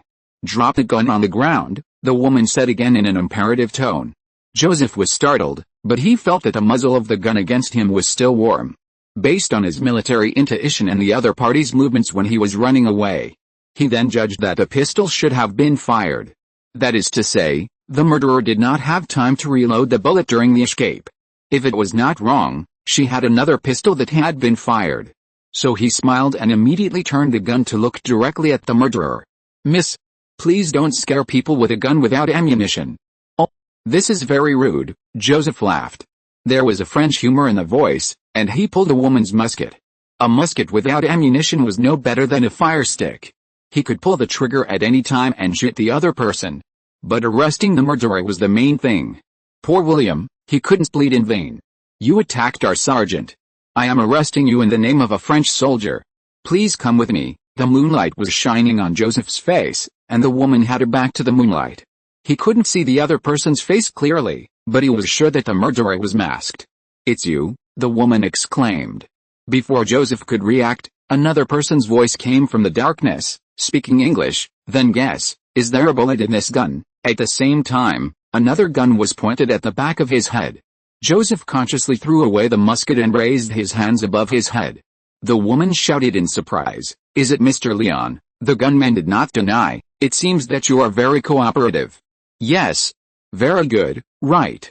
Don't move." It seemed that in a short time, there were several more people beside him, and at least 7 pistols were pointed at Joseph. He heard the woman calling one of the men father. The man who called him father ignored him and urged Leon to kill the soldier. He had to use a knife because the sound of gunfire would attract more soldiers. Someone handed Leon a short knife, and the moonlight reflected on the blade, which looked so bright. Joseph was not desperate and was actively trying to find a solution. Experience told him that these people did not dare to shoot, and it would take only a few minutes for them to escape. At most, they would be cut by a knife. However, he vaguely heard the woman pleading with her father, saying not to kill this man, to give him a chance to live, and she said something else, but it was not clear. He was confused. What did this woman mean? He had no time to think because someone hit him hard on the back of his head. When he woke up, he felt his head was confused. Except for his face, his whole head was wrapped tightly with gauze. Where am I? He said to himself. The guy in the other bed said, "This is the ward, men. You slept for 2 days and 2 nights, really," he added, "the ward of the battalion infirmary, men." The man who spoke was called Abu, a wounded second lieutenant who lost his left leg in a recent battle. He said he had heard of Joseph, the man who was pardoned by General Napoleon, and everyone envied your good luck. And his deeds of bravely fighting terrorists have spread, and he's expected to win a Medal of Honor. It's really great. Especially the female nurses admire him. They have been talking about it for the past 2 days. He didn't expect that he would be so famous. Out of politeness, Abu would hum every time he said something. Recalling what happened that night, it was still vivid in his mind. When he learned that Captain William was seriously injured and died, he couldn't help but feel a lingering fear. He began to blame himself. Why didn't he treat William first? Oh, poor William. In addition, the result of the matter was not as simple as he imagined. He also learned from the female nurse that after he fell unconscious that night, the terrorists and patrol soldiers had another fierce gunfight, with casualties on both sides. 2 terrorists were captured on the spot, one of whom was a woman. The door of the ward opened, and a lieutenant colonel visited Joseph and introduced himself. His name was Richard King, and he was the deputy director of the inspection department, in charge of solving cases. The purpose of this visit was to invite Joseph to the inspection department to participate in the murder investigation, if his physical condition allowed. Joseph immediately got up and saluted the other party, saying that he could leave immediately. The other party saluted in return and told him to wait for notification and prepare the corresponding materials, such as the course of the incident. He also said that the military had attached great importance to this matter, and a special investigation team was formed under the title of Deputy Commander-in-Chief Caliber to directly guide the investigation of the case. Chapter 10 Court Trial. The next morning at 8:15, the deputy director and head nurse, Miss Madrid, brought a military civilian to find Joseph. He was washing in the bathroom. The civilian explained the purpose of their visit and handed him an invitation letter signed by the court. Invited Joseph to jury the prisoner. At such an occasion, formal attire and appearance were required to meet the standards. The civilian waited for him for another quarter of an hour. After the latter shaved his beard, put on a brand new sergeant's uniform, and got on an open carriage. All the way to the trial site. In a house with the architectural style, officials from the inspection office and the generals were already present. But the audience seats were empty. This was the former Ottoman Empire, the location of the Supreme Court of Egypt. As soon as Joseph appeared, he was warmly received by the officers and judges on the scene. "Hey! Is this our great hero?" In the VIP seat, a fat general, holding a cigar, pointed at Joseph with a white gauze and asked. The person next to him said yes. Joseph, dressed in military uniform, marched in a straight step, stood in front of the rostrum, and saluted. More than a dozen officers at the seats also returned the salute. The general smoking a cigar was Cleopatra. He asked the guard to pass a cigar to Joseph. The latter was flattered and saluted again. He did not dare to light the cigar, but carefully put it in his jacket pocket. He attended as a military witness and jury member, and sat at the last seat. This trial followed the military court trial procedure. When the opening bell rang, the executive officer of the inspection department first read out the time, place, parties involved, casualties, etc. recorded in the case file, and announced that the prisoners would be brought to court. It is reported that one of the 2 captured prisoners, a male prisoner, had committed suicide by hitting the wall yesterday afternoon. There was also a female prisoner. The prison guards tried every way, but failed to make her confess. Before that, the civilian staff who brought him here had explained. The military wanted to obtain intelligence on the rioters from this woman, and to clear out the rioters around Cairo. The small door on the right side of the hall opened, and 2 fat female prison guards pushed a slender female prisoner out. She immediately attracted everyone's attention. The female prisoner was wearing shackles and handcuffs, and her black cloth robe was torn in many places. There were purple scars on her wrists and ankles.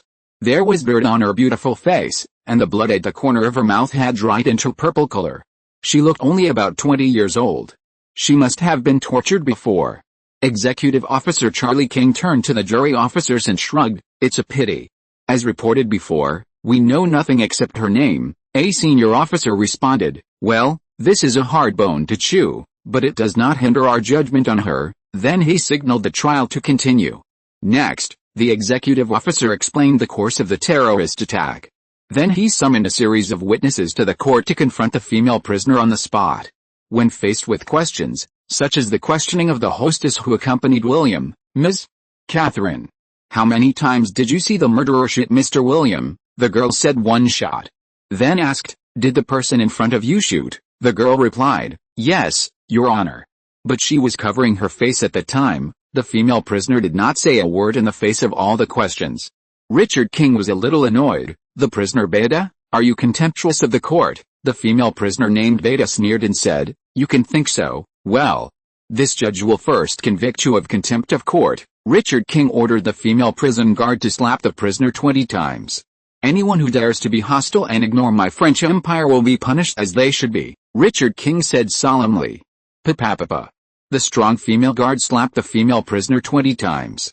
The female prisoner did not even blink, and blood flowed from the corner of her mouth. This only made her more angry. She spit a mouthful of blood foam at the female prison guard, and then slapped him. Beta's face swelled up and changed its original appearance. "This woman is very strong-willed." Joseph, who was at the bottom of the table, praised her greatly, but thought in his heart, "It is a terrible thing to marry such a woman as a wife. This is a stubborn little wildcat, and it is useless to tame it with a whip." In addition, on the day of the incident, the hotel staff and the guests who came in and out had to testify in court. And his old friend Gibbon also appeared in court. He nodded to Joseph. Finally, the executioner announced that the important witness, Army Sergeant Joseph, would appear.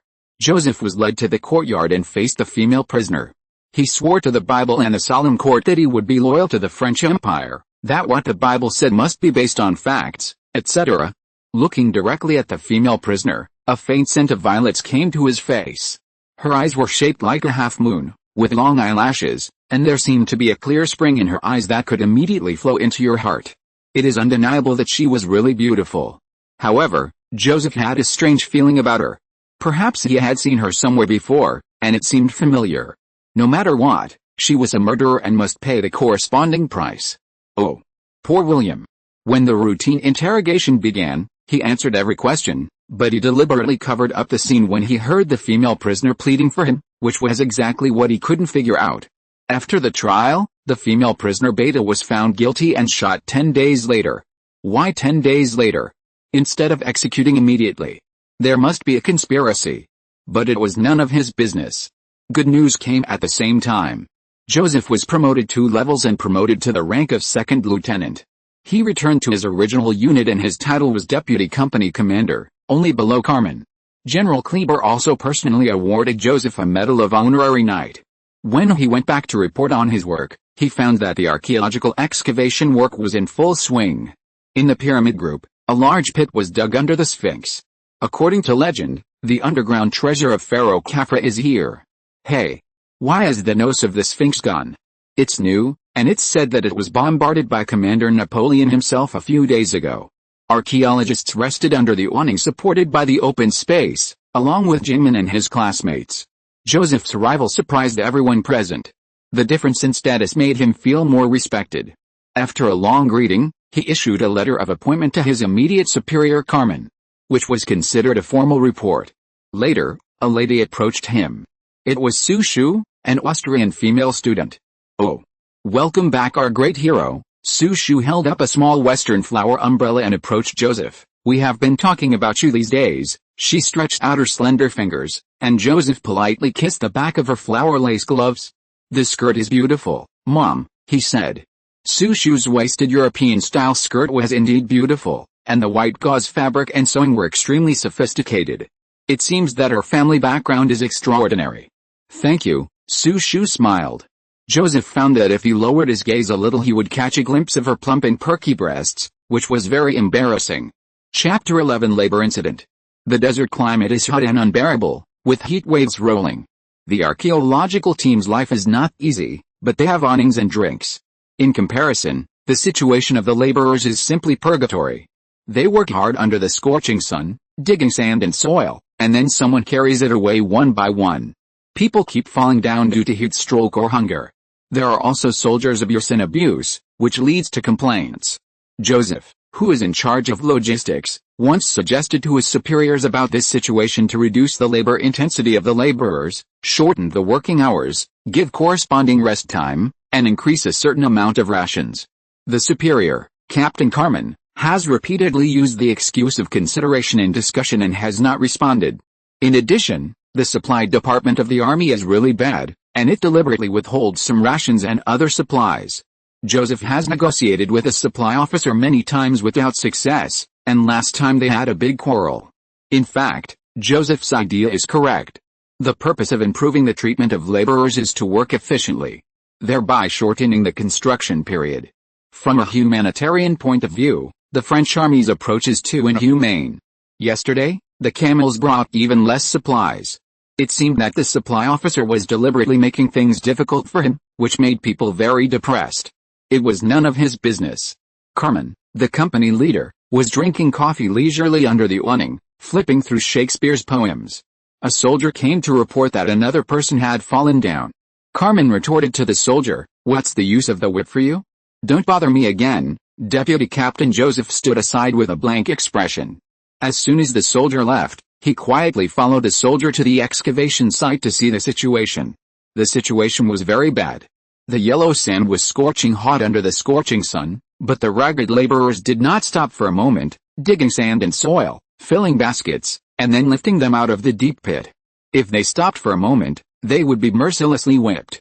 The man who fell down said that he was on top to receive the soil basket, and he fell down because of exhaustion. The excavated pit was more than 2 stories high, and Joseph went down the spiral ladder along the side of the pit. The laborer was found alive, lying on the sand pile and groaning. The scorching sun almost baked out oil drops on his brown skin. The laborer was very thin, and had long thin skin and bones. A soldier whipped him with a whip, shouting as he whipped, "You are lazy, enough." Joseph grabbed the whip and shouted at the soldier with a sullen face, "You beat the man to death, who will work? Will you replace him?" The soldier was startled and saluted lazily, "Sir, there is no difference between inferior people and animals. Let one die." The implication was that he was blaming him for meddling in other people's business. This made the former speechless for a moment. The surrounding laborers also stopped their work and complained continuously. The soldiers at the scene also surrounded them, aggressively, and the laborers had to engage in heavy physical labor again. Their superior leaned over to feel the breath of the wounded. Because the wounded had no sound, he grabbed the wounded's wrist and used the Chinese pulse-feeding technique. "What a pity. He's dead." Joseph sighed. Then, Joseph ordered the soldier who beat the man, "Come here. Give me the whip." As soon as the soldier approached, he stood up and took the whip. He swung the whip at the soldier like crazy. The soldier covered his head and howled. Seeing that the situation was not good, the soldiers around rushed forward and quickly pulled the 2 men apart. Carmen soon learned about the whipping of the soldier. In front of archaeologist Carter, he scolded Joseph and threatened to report it. "Joseph, you are a dangerous person. I think it's time for you to leave here." "If the superiors agree," Carmen said. Joseph also replied to him, "All is up to you. I don't believe there is no place for reason." Afterwards, Professor Carter advised Joseph a few words. He expressed his understanding to Joseph. "But the environment is like this, and no one can change the status quo." Carter said, "You are a good man, Lieutenant Joseph, but you have to consider your future and destiny, right?" He suggested that Joseph apologize to Carmen and comfort the soldiers who were whipped. Joseph felt that he had done nothing wrong. Forget about apologies and condolences. He claimed to be responsible for his actions. Archaeologists take samples, measure, and make relevant records every day. Wherever their hands point, how deep and how much earth and stone are dug, the workers will dig there. In addition, archaeologists and classmates from Tianjin searched the interior of the nearby pyramids in batches. After searching, they found that these tombs had been taken care of by countless people before. They did not find anything valuable. Until they found several clay tablets with cuneiform characters. It was exciting. Just as Gibbon expected, the archaeologists will get nothing. Of course, there are still a few clay tablets. Gibbon said that the things can't be sold at a high price. Once the incident of Joseph whipping soldiers was reported, it caused an uproar in the local military and made the headlines of newspapers. There is a certain controversy. Some people said that this foreigner should be kicked out. Some people raised objections. How could a foreigner be awarded a military rank? Some people suggested that Joseph be directly brought to the military court and immediately imprisoned. There were also voices of praise, thinking that Joseph did the right thing. At this moment, a bad news came, which suppressed the voices. It is said that the British Army, the Syrian Front, the Indian mercenaries, and the Ottoman Empire Army are gathering in the direction of Egypt. They want to carry out a large-scale cleansing of the French colonies. Faced with a powerful coalition army, Commander Napoleon was called back to his country, which will directly hit the morale of the French army. The current commander is General Cleopatra. The Joseph incident was reported to the newspaper by a classmate in Tianjin. For a time, the whole of Cairo was talking about this matter. In the end, it ended with a word from Cleopatra. He said to the reporter of the Times in Egypt, "We exist to liberate all mankind, but liberation does not mean that we must force people to die. We must look at the problem rationally." The result of the treatment of Lieutenant Joseph was a notice of criticism. When the Herald arrived at the archaeological site, the on-site report said that when some officers of Carmen were complacent, an accident happened. The Herald brought new uniforms and armbands on behalf of the military. Joseph was promoted to the rank of lieutenant. But the authority did not change. All officers and archaeologists were dumbfounded. The Herald also brought a newspaper for everyone to see. The newspaper opinion was very favorable to Joseph. Some foreign missions took the opportunity to stir up trouble and labeled Joseph as a great hero. The Spanish ambassador said, "French soldier Joseph is the most humane person in the French army." A few days later, the archaeological team ended the archaeological excavation work in the Giza area. Their next work target is the Valley of the Kings near the old city of Thebes, and the specific plan has not yet been determined. In this way, their current inspection work will be carried out in the Egyptian Museum. The Egyptian Museum has also implemented military control. These days, archaeologists are busy doing research. Major Temir transferred Carmen and Joseph's company to the museum and started security work here. On this day, Joseph greeted Jinman at the porch of the museum. "Hi, Jinman. Are you okay?" Joseph said. "I'm fine," Jinman replied. As he spoke, he handed Joseph an invitation. It said that the Egyptian University would hold a social reception tonight. There were many military and political dignitaries and celebrities invited. French scholars were also invited. Why not go? There are fine wine and food there, and there are many beautiful women. Joseph was very happy. Archaeologists were conducting research in the museum. Jinman and his classmate Jiamu were helping to sort out mummies in the hall on the right. This was a mummy exhibition hall with dozens of bodies of Egyptian pharaohs and royal families. The coffins stood against the wall and were numbered from right to left according to the age. Jinman and Jiamu's job was to take the mummies out of the coffins, wait for the scholars to write down the inscriptions on the coffin lids, and then check the preservation of the bodies, and then the two would take the bodies into the coffins. Dozens of scholars were discussing on the side. A hand grabbed Joseph's arm and held it tighter and tighter. It was Su Shu. Her expression revealed a little fear. Chapter 12 Leon's death. As mentioned before, Count Friedman and his men suffered heavy losses in the city of Egypt. His sister was captured, and Mr. Leon also disappeared. The next thing was as expected. They returned to the Red Fort, their base. The first thing was to convene a meeting of leaders of the two neighboring provinces overnight to discuss the rescue of the hostages. A few days later, a newspaper received an anonymous letter. Then, the next day, the headline of the newspaper published the news that the Crescent Church organization claimed responsibility for the terrorist attack. The Crescent Church organization proposed to release the imprisoned female prisoners, otherwise it would take bloody revenge against Cairo. The famous journalist Armstrong used an entire page to comment on this matter. Once the news spread, it immediately caused a sensation and caused panic. Cairo people rushed to tell each other, and even locked their doors during the day. Most of the shops on the street were forced to close, and it became much quieter. Seeing the newspaper, Kleber tore the newspaper to pieces in anger. How unreasonable. The arrogance of the French made him extremely tough in his heart. He immediately summoned his deputy Mandela and officials from the inspection office and announced a full-day martial law. He also set a deadline of 1 month for the secret agents of the inspection office to search for the remnants of the Crescent Church. He would rather kill the wrong people than let one go. He underestimated the ability of the terrorist organization and thought it was just a mob of bandits. Until the day he was assassinated. Leon still remembered what happened that night. With the arrival of a large number of French soldiers, they were outnumbered. In the chaos, he was shot in the left arm and had to separate with the Count's men to break out. Finally, he ran to the Nile River. Several more shots were heard behind him, and then he fell into the river and knew nothing. When he woke up, he found that his lower body was still soaked in water, and his whole body was sore, especially the wound on his arm. He first coughed violently, spit out a few mouthfuls of water, struggled to get up, and climbed ashore. On the shore, there were 3 Egyptian women who came to fetch water with water jars on their heads, and a child stared at him in a daze. Under the gaze of others, he staggered and didn't know where to go. Then he felt a stinging pain in his calf. Damn, he was shot.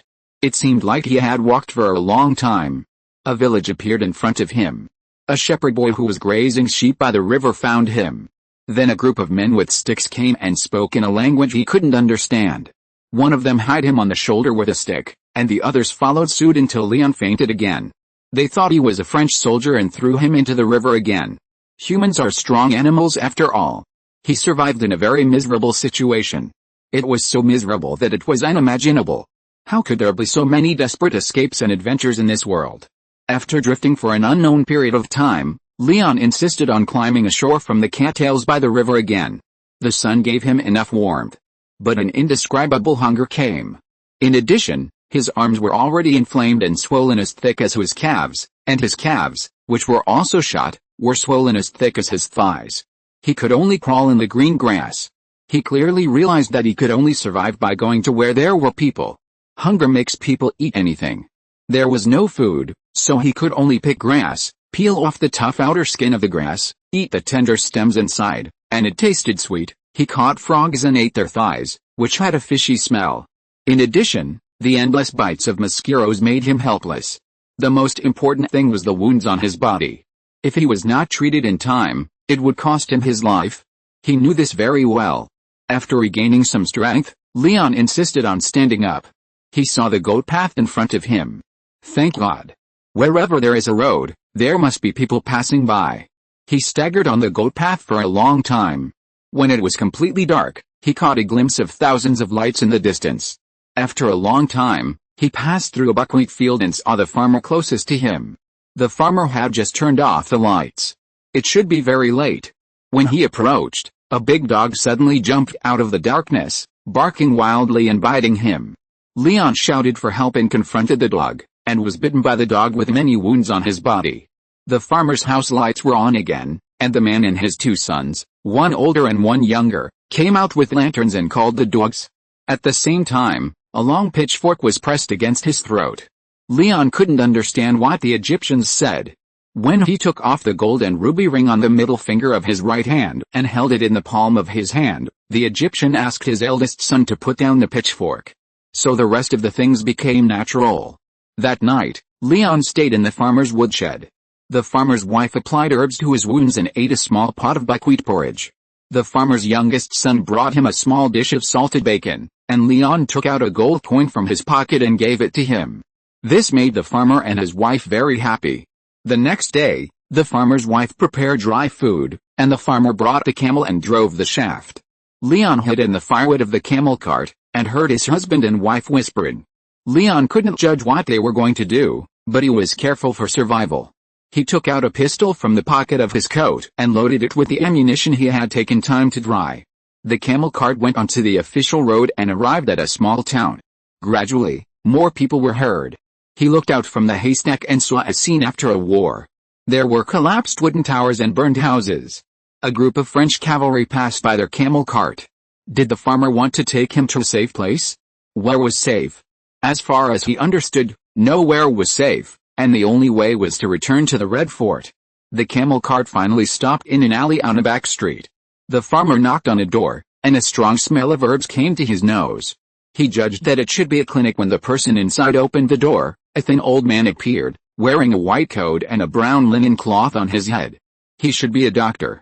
The two discussed for a long time, and the thin old man just kept waving his hands or shaking his head. When passers-by passed by, they stopped talking. Leon really saw the farmer take out the gold coin, but the old man still shook his head, and then took out a ruby ring. The old man's eyes lit up, but he pretended to be embarrassed and agreed. At this moment, Leon's eyes were wet. He didn't expect that the farmer was willing to give up the property he gave him in order to save him. You know, the ruby ring is worth a lot of money. Leon was moved. In a clean little room in the clinic, the old man carefully examined his wound. Fortunately, there was a scratch on the calf. The rotten flesh on the surface was removed with a knife, and the pain made Leon sweat coldly. Another layer of medicine was applied and bandaged. When dealing with a gunshot wound on his left arm, the old man turned his head and said something to the farmer, and then gestured to Leon. Leon didn't understand. When the old man took out a wood saw, Leon immediately understood, and his mood instantly fell to the bottom. Chapter 13 Governor Pasha. That afternoon, after everything was arranged, Joseph invited Jinmin, Jiamu, Mary and Su Shu to come to the residence by carriage. It was a temporary requisition mansion of a former government official, with a courtyard and many rooms. There was a fig tree in the courtyard. Joseph, who was treated as an officer, no longer had to live in a dormitory. He had his own room here. The room was not big, but there was a bed, a wardrobe, a table, and a standing dressing mirror with an anmu frame. There was also Arabic writing on one wall, Allah is eternal. In this house, in addition to Lieutenant Carmen, there were also some scholars' rooms. He first made black tea for his friends and went to wash himself. He first applied hair oil on his head in front of the mirror. Su Shu said it would look good if he combed it back. Two girls began to dress up Joseph. His hair was black and shiny, which matched his leather boots. Then he shaved his beard, put on a washed and ironed uniform, hung a medal on his right chest, and carried a sword. After all, clothes make the man, and a horse makes the saddle. A handsome man suddenly appeared, extremely heroic. Several people agreed to set off early and take Joseph to visit the famous Al-Azhar University. They rented 2 carriages, and of course Joseph paid for the fares. In the carriage, he carefully looked at the invitation and noticed that the organizers indicated on the signature were very valuable. It was co-sponsored by the French Institute, the Provisional Government of Egypt, and Al-Azhar University. The institute was composed of French scholars, the dean was a scholar, the honorary vice-dean was General Napoleon, and the archaeologists including Joseph were a branch of the institute. The Provisional Government of Egypt was still composed of senior Turkish officials. The French invited back the former governor of Egypt and formed a puppet government with some senior officials. Al-Azhar University, a school with a history of more than 800 years, is the highest institution of learning in the world. Obviously, the buildings there are all in the style of the Japanese style. It is indeed a beautiful thing to stroll under the date palm trees on the university campus. The students basically follow the local customs. Most of the boys are dressed in traditional Japanese clothes, curved boots and long robes. Most of the girls are covered. The only discord was that the campus began to be on alert. The number of detectives and French soldiers of the provisional government gradually increased, and they stood guard at some intersections. The sunset filled the sky. The sunset cast thousands of golden rays, and the conical dome shone brightly. Several people from Tianjin introduced the architecture and customs here to Joseph.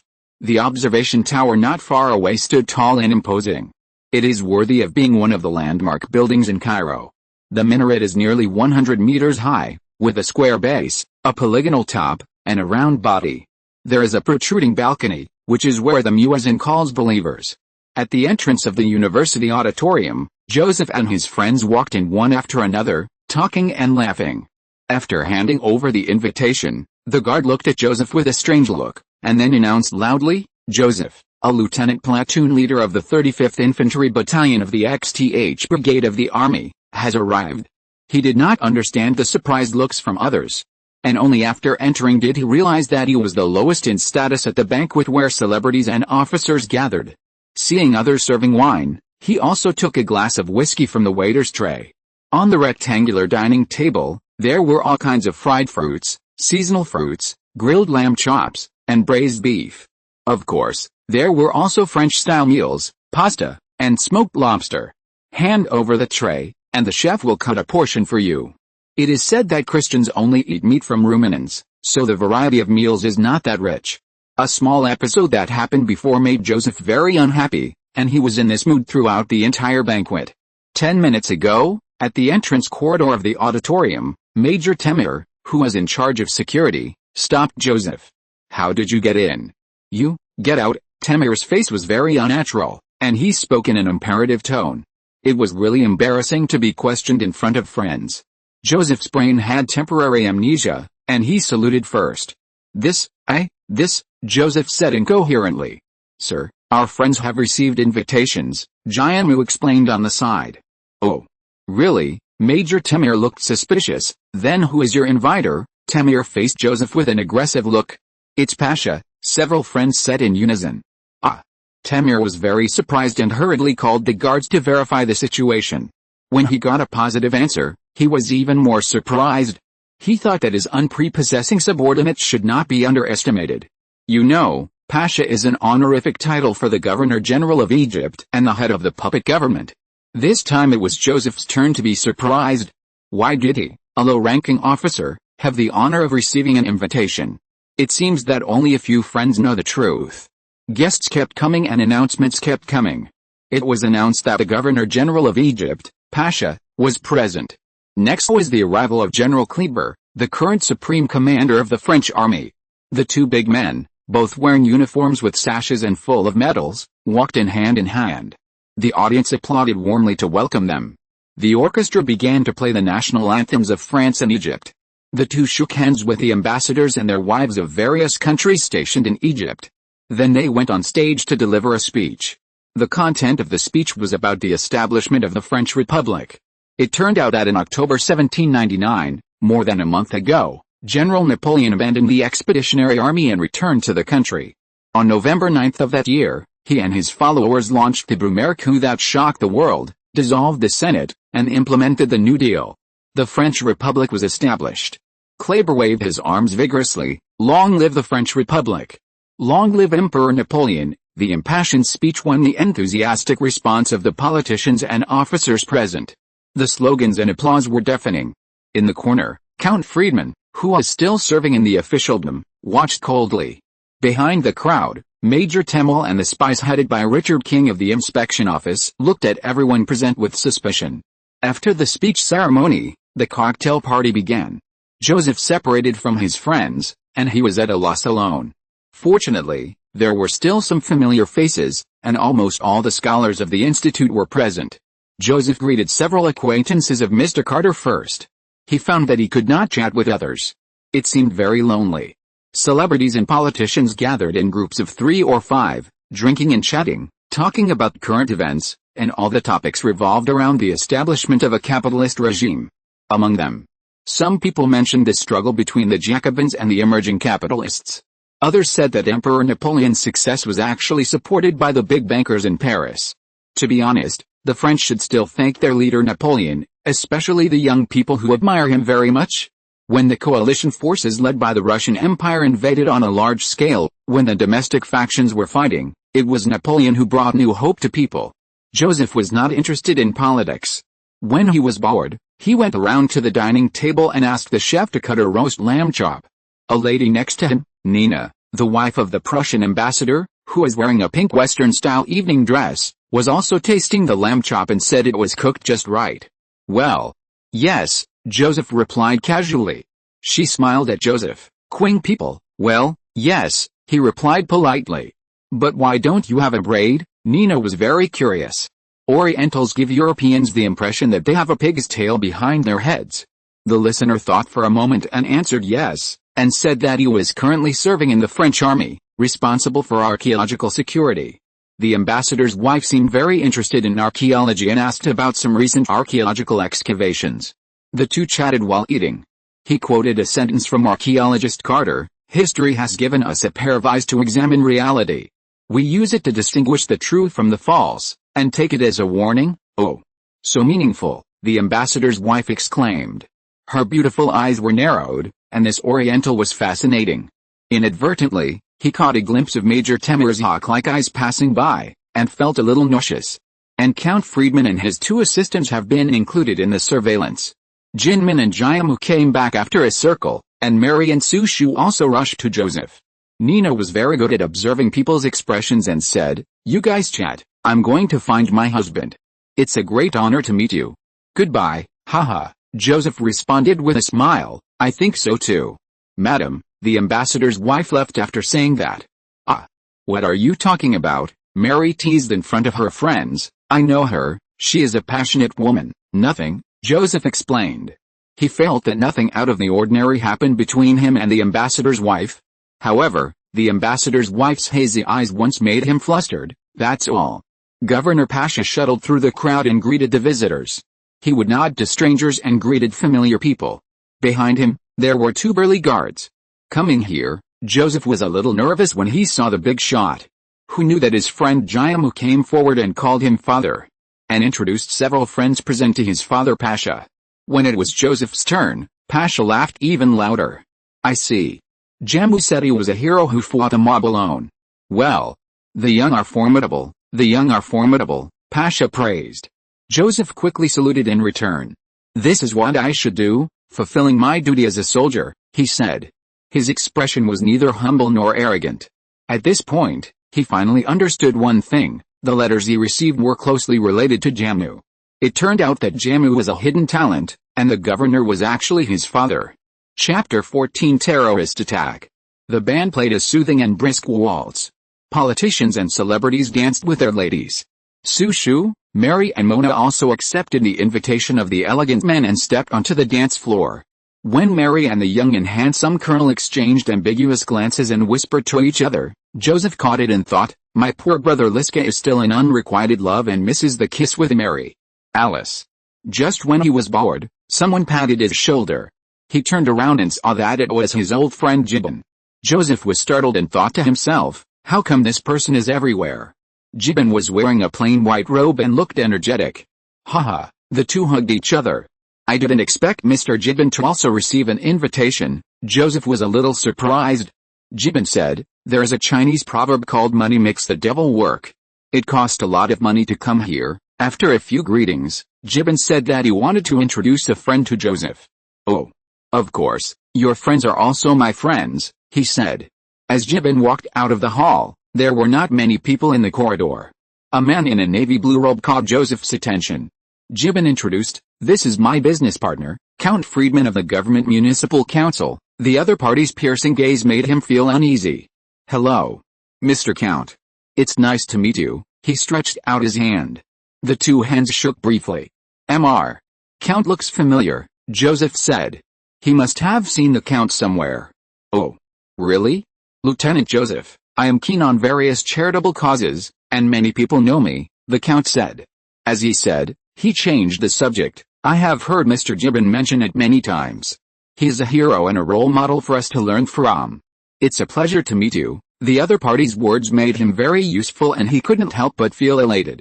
But the following words made him a little confused. "It is said that Mr. Joseph fought a mob alone and only suffered some superficial injuries. They killed many people but not you. The result is very surprising. Let me guess what happened," Gibbon continued. "Of course, only Joseph himself knows." Haha. As he said that, Gibbon called the waiter to change a glass of red wine for each of the three people. Joseph must remain silent about what happened that night. Once he tells the truth, it will make things worse and lead to death. He can only pretend to be innocent and think about how to answer. As for the answer, he avoided the main point at the trial and made it very clear. Perhaps, Mr. Joseph knows one of them, or one of them also knows Mr. Joseph. Joseph smiled and shook his head, not knowing what he wanted to say. The Count drank and talked, telling the story like telling a story, walking lightly. Mr. Joseph was said to have been attacked that night when he encountered the mob, but why was he fine? Well, this is very confusing. Joseph will have good fortune after surviving a disaster, Gibbon interrupted. What if someone in the mob wants Joseph to live? Haha, Mr. Joseph, is my guess reasonable? Joseph smiled and shook his head, his back soaked with cold sweat.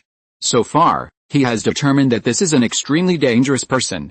His eyes wandered, and he accidentally caught a glimpse of Richard King and several of his spies at the end of the corridor. They seemed to be chatting, but Joseph felt that they were peeping. Ha ha ha. Mr. Count, don't make fun of him.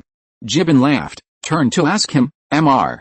Joseph, what the Count said is not true, right? Joseph swallowed dryly and smiled. It's as if it's true. If it's true, Count Friedman should be among them. Then he raised his glass. Please, ha ha ha, the Count laughed. Maybe. Gibbon raised his glass at the right time to give the two people a step down. Come on, let's have a toast, and the Republic will witness the beginning of our friendship. The three people raised their glasses and clinked them. Cheers. They drank it all together. Count Friedman took out his pocket watch again. Joseph remembered that this was the 13th time he had looked at his watch. When he looked at his watch for the 15th time, the Count frowned. Pa. At this moment, there was a sudden burst of gunfire outside the auditorium. The gunfire caused panic in the auditorium, and the music stopped. The guards and spies in charge of security separated General Kleber and Governor Pasha from the crowd. The gunfire outside became more frequent. Several senior officers decided to escort the general and the governor back to the mansion first. The battle at the front door was in full swing, so they had to go out from the back door of the auditorium. As one of the officers, Joseph, although he did not carry any weapons, also joined the escort operation. The soldiers and spies went out in batches, and after confirming that everything was normal, the two big guys were crowded out. There seemed to be a faint fire in the grove opposite. With the sixth sense of a soldier, Joseph felt something was wrong.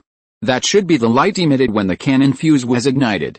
Get down, he shouted, passing through several officers and knocking down two big men. Everyone was horrified, but Temir said, catch Joseph. As soon as he finished speaking, boom, a cannon sounded, and a burst of fire mixed with heat waves passed over his head. In addition to the few people who were lucky enough to lie down, at least 7 or 8 officers and soldiers at the door were smashed to pieces by the big iron ball. He saw that only the torso of Major Temir was left, and he staggered and fell down, and his head was nowhere to be found. 3 days later, Joseph was promoted again, without a doubt. Because of his meritorious service in saving the emperor, he was promoted to the rank of major and temporarily replaced Major Temir. At the same time, he was awarded a first-class Knight's Medal.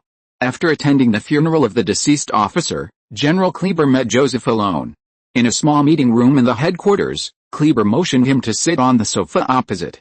Would you like something to drink? Said the general. The door opened, and his confidential female secretary swayed a graceful figure and brought freshly brewed coffee. Please, you're welcome, General, said Joseph. He stood straight and looked a little nervous. There was a coffee table in front of him.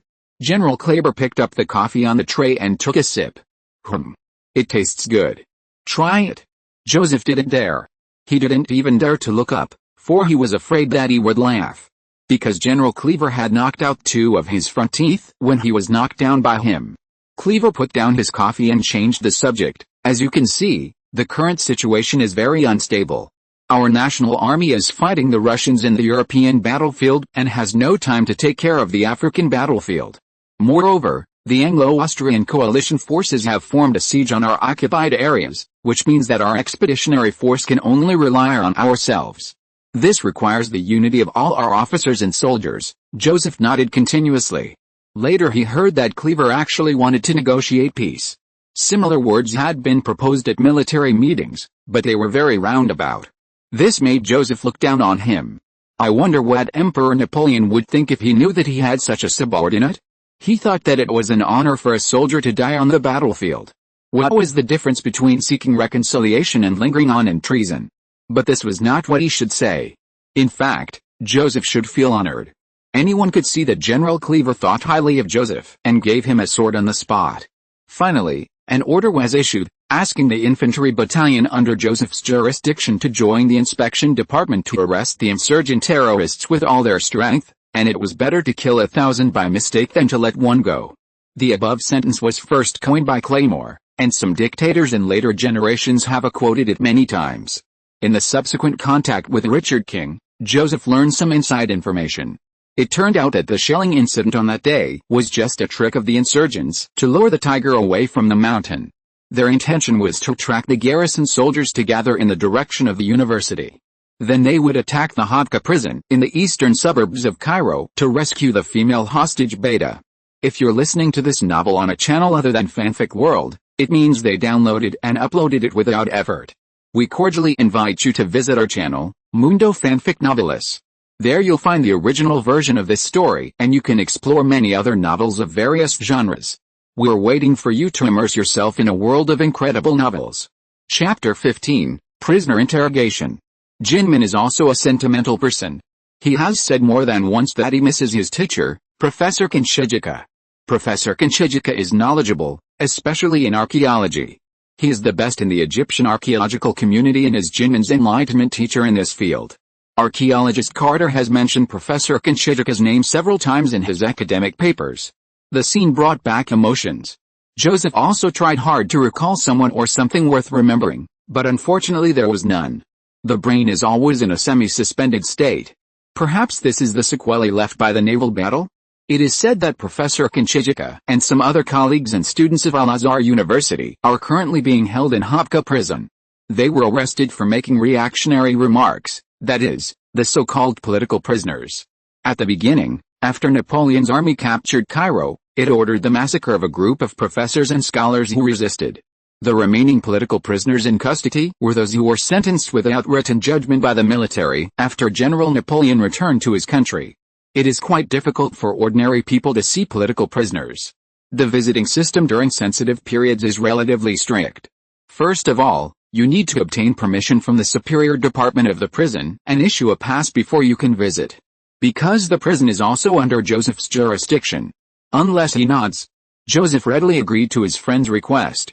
In early December, the military issued an order to secretly execute a group of prisoners.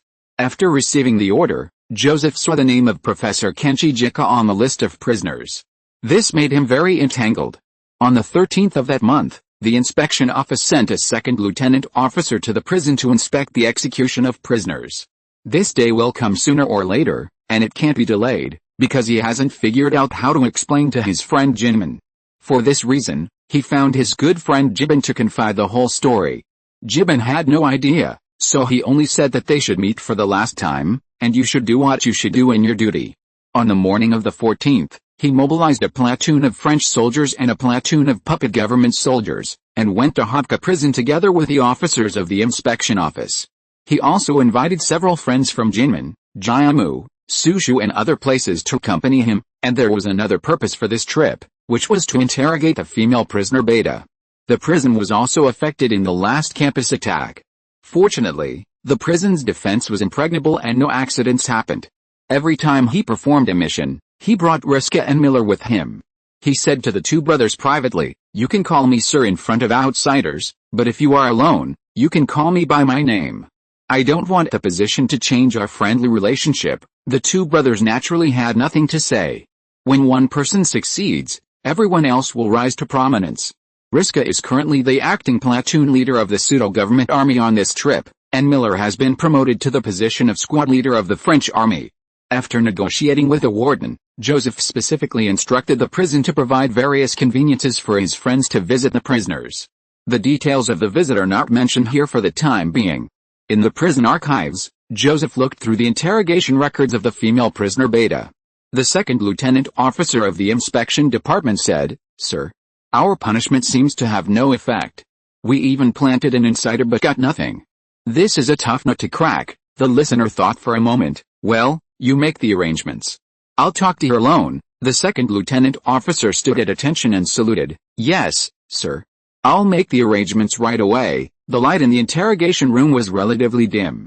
Joseph lit a cigar, put his leather boots on the table in front of him, and puffed leisurely. The female prison guard brought the female prisoner Beta.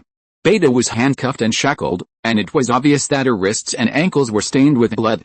The violet scent in my memory was gone, replaced by a sour smell.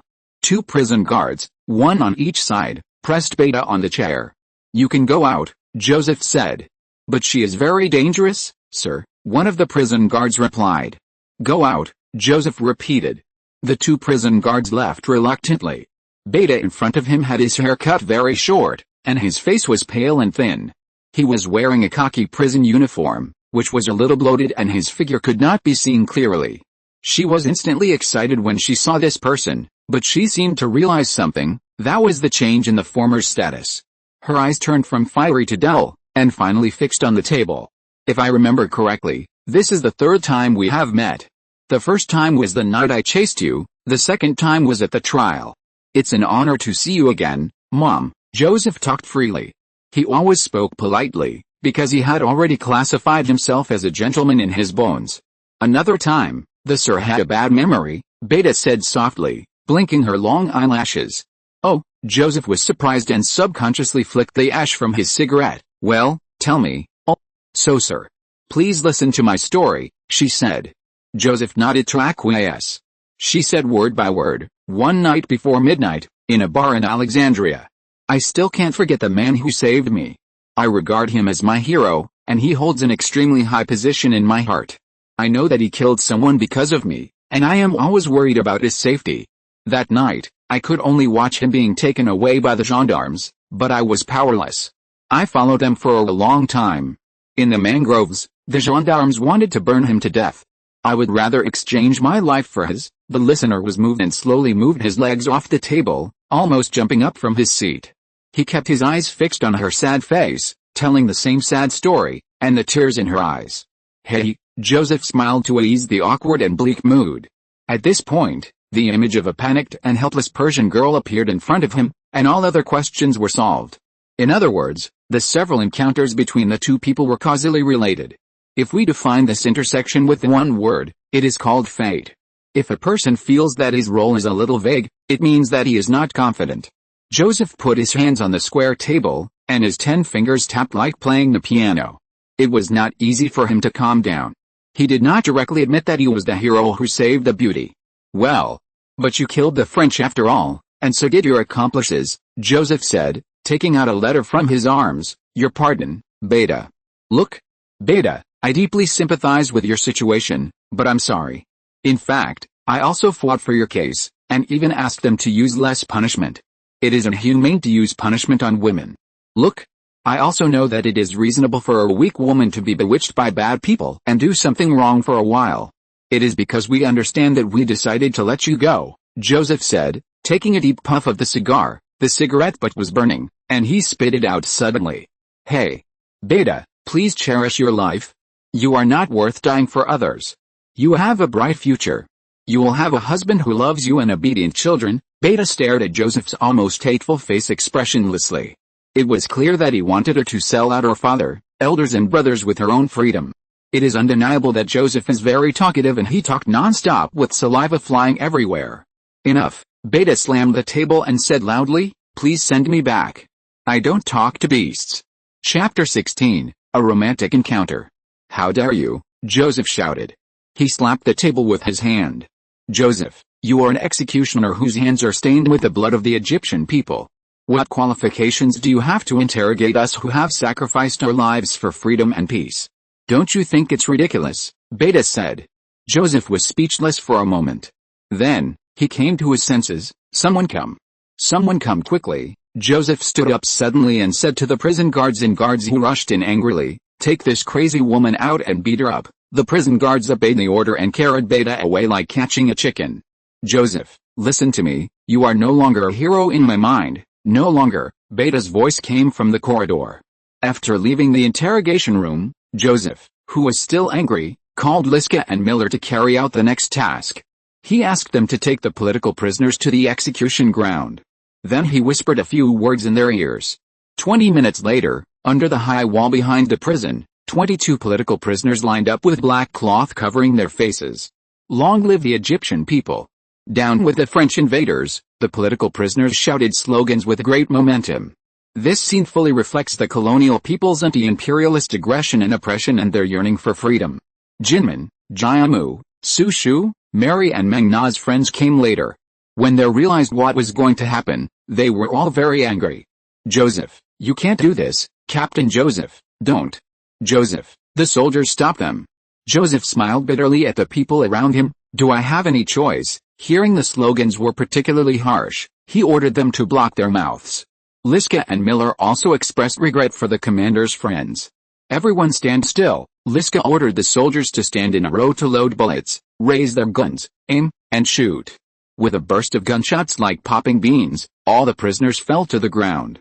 According to regulations, the officers of the inspection department will verify the identities of the prisoners and whether they are dead. Oh, friend, we are all very tired, why don't we go have a drink? Joseph said. He put his arm around the second lieutenant's shoulder. I wonder if you are interested in the 1745 red wine. Ha ha ha. The second lieutenant laughed and agreed without hesitation. The verification work was also put behind his mind. On the way back to the station, Joseph was still reflecting, and he knew very well that he might lose several friends. However, he did not think it was his fault. Here, there is a small episode that cannot be ignored. Just last night, his old friend Gibbon suddenly visited. He told him something that made him incredible. I don't know from what channel Gibbon learned the news of the execution of political prisoners. I don't know where he learned that Professor Kinshijita was hiding a shocking secret. This person cannot die, because only he knows the exact location of the tomb of Cleopatra Vitae of the Ptolemaic dynasty, Gibbon said. Who is Cleopatra? That is, the world-famous Egyptian queen. The two talked about this matter all night, and Gibbon left until dawn. Joseph, who entered the officialdom, was very proud. He frequently attended various banquets and became a guest of honor for some high-ranking officials or celebrities. At the banquet of the Pasha Governor Mansion, Joseph met several young officers.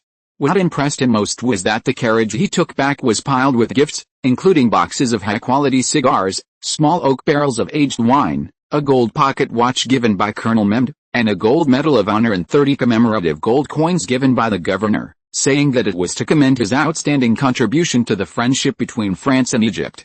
However, the Pasha's son Jam was very cold to him and didn't say much even when he was at the same table.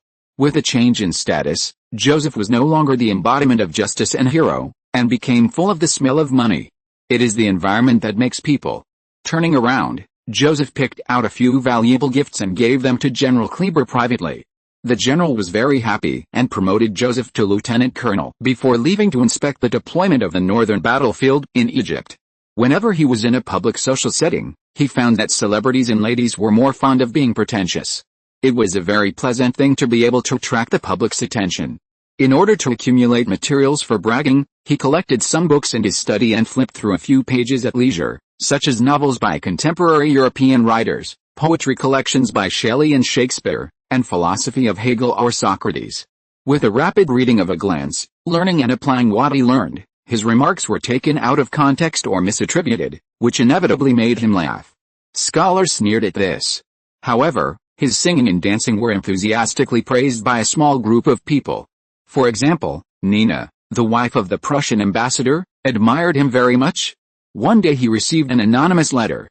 When he opened it, he saw that it was a letter from Nina, the wife of the Prussian ambassador. The letter indicated the place and time of the appointment, that is, to meet at room 312 of the Rose Garden Hotel at 9 o'clock tomorrow night. Oh. Is this a prelude to tryst? He thought. It should be. The next night, before 9 o'clock, Joseph went there as promised. Before leaving, he sprayed perfume and changed into casual clothes, a tuxedo and a top hat. When he went out, he deliberately pulled his high-brimmed top hat down, not wanting people to see his appearance. There was a key with the house number in the envelope. He was in the corridor, his heart was beating hard, and he opened the door lock with trembling hands. He didn't know if this behavior was considered a legendary affair. The door opened, he went in and quickly closed it again. Make sure the door is locked. At this time, a pleasant voice like a silver bell floated out of the bathroom. Dear. Are you here? Yes. Honorable madam, Joseph replied, hanging his top hat and coat on the hanger. There are wine and cigars on the table, please help yourself, dear, Nina said again. He sat on the sofa in the living room and looked at the interior decoration.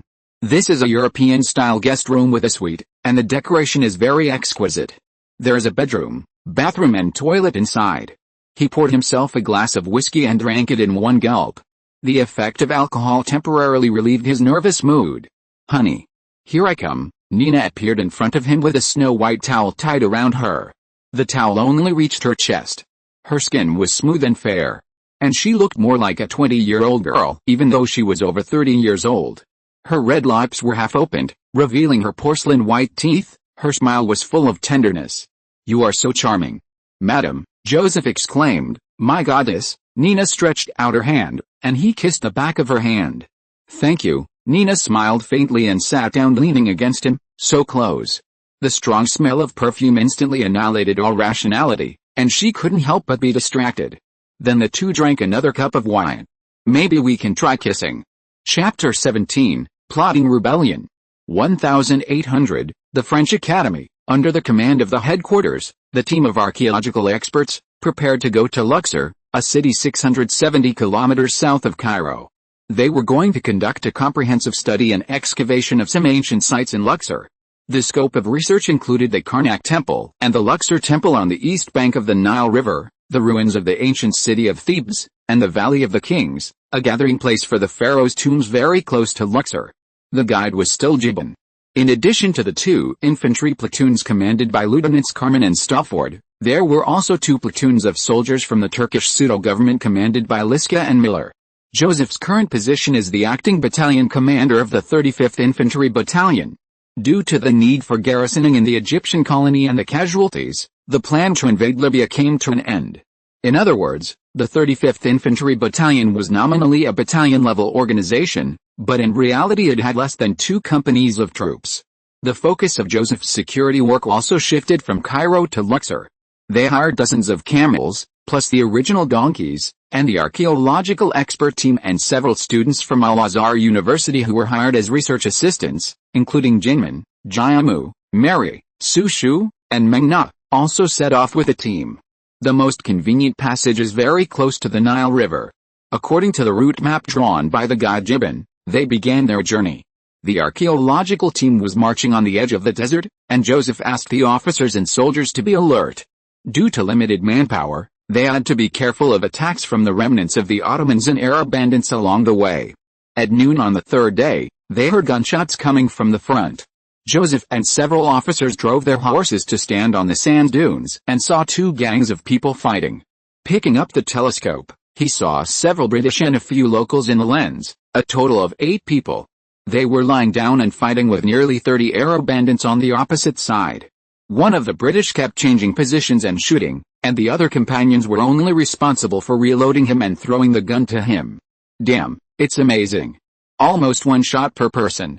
Joseph was amazed. Then he ordered the team to rest on the spot. General Napoleon once said that soldiers who are not full cannot fight well. Lunchtime started. They ate sliced bread with butter. Ladies were treated as a courtesy and asked for a piece of vegetable leaf. The gunfire stopped and the soldiers reported that the Arab gang was defeated and fled, leaving behind 20 bodies. The British only lost 2 people and they were coming to us. Oh. The Arabs will not give up, just wait and see, Joseph said calmly. Lieutenant Stafford and Carmen suggested arresting the British and letting the puppet army take action. Joseph disagreed and coldly retorted, fighting is not our mission. I don't want my soldiers to suffer any losses, even a wound. Can you guarantee it? None of them could guarantee this. At the same time, they ordered the soldiers to point their guns downwards.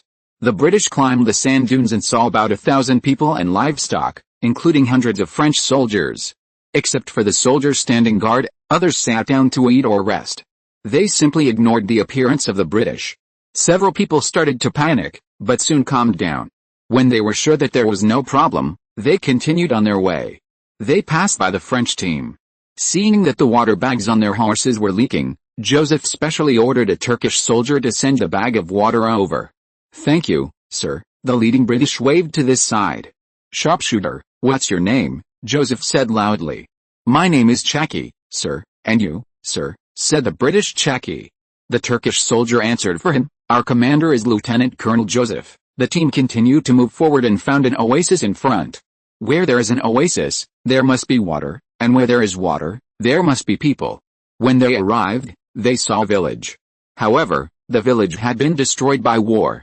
There were dead bodies everywhere, and most of the dead bodies had decayed.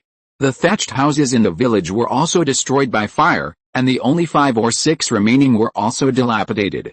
The soldiers caught 2 children during the search. A boy of 7 or 8 years old led a little girl who was less than 5 years old. The children were naked, covered in wounds, and skinny. They looked at the invaders with fear. The boy wanted to run, but was hit on the head by a soldier with a rifle butt, and blood immediately flowed all over his face. Joseph happened to see this scene. He was very angry, called the soldier to come forward, tapped the other's chest with his hand, and said in a threatening tone, "Corporal, don't do anything to the children, this is my bottom line, please remember." Lieutenant Carmen, who was not far away, snorted coldly and muttered, making a fuss. It was getting late, and Joseph decided to camp here. All the visible dead bodies were gathered together and burned.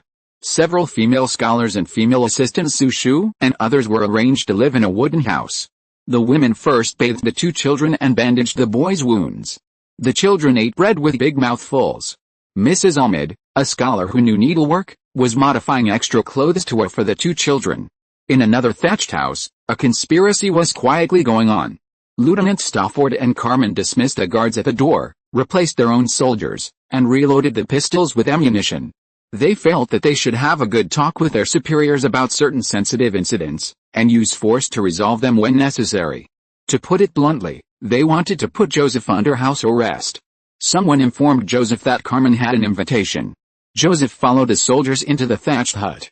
"We are talking to the superiors on behalf of all the soldiers, and hope that Chief Joseph will give a clear attitude," Carmen said straight to the point. "Carmen, is this how you talk to your superiors?" Joseph asked back. He also realized that something was wrong, and subconsciously touched the pistol at his waist. The pistol and the belt were hanging on a wooden rack on one wall of his hut. He didn't carry them with him. Okay, Joseph waved his hand calmly. "What do you want to do? You might as well say it directly, but I don't think your actions are justified. We think there is something wrong with your political stance," Carmen said firmly. "We need evidence. You can eat whatever you want, but you can't say whatever you want, Carmen." Joseph sat on a small wooden stool, leaning lazily while talking and lighting a cigar. The story began before he was promoted to lieutenant colonel. Once, during the capture of terrorists, a desperate prisoner hid in a tailor shop. As a result, the prisoner was shot dead on the spot, and the tailor and his 8-month pregnant wife were taken away as accomplices. It was Joseph who rescued them in time. The matter has been formed into a written report, submitted to the inspection office for filing, and ended. Unexpectedly, this little thing was also shaken out. Together with several other things, including today's child injury incident. The 2 subordinates used funny words and inexplicable reasons to turn it into treason. Ha ha ha.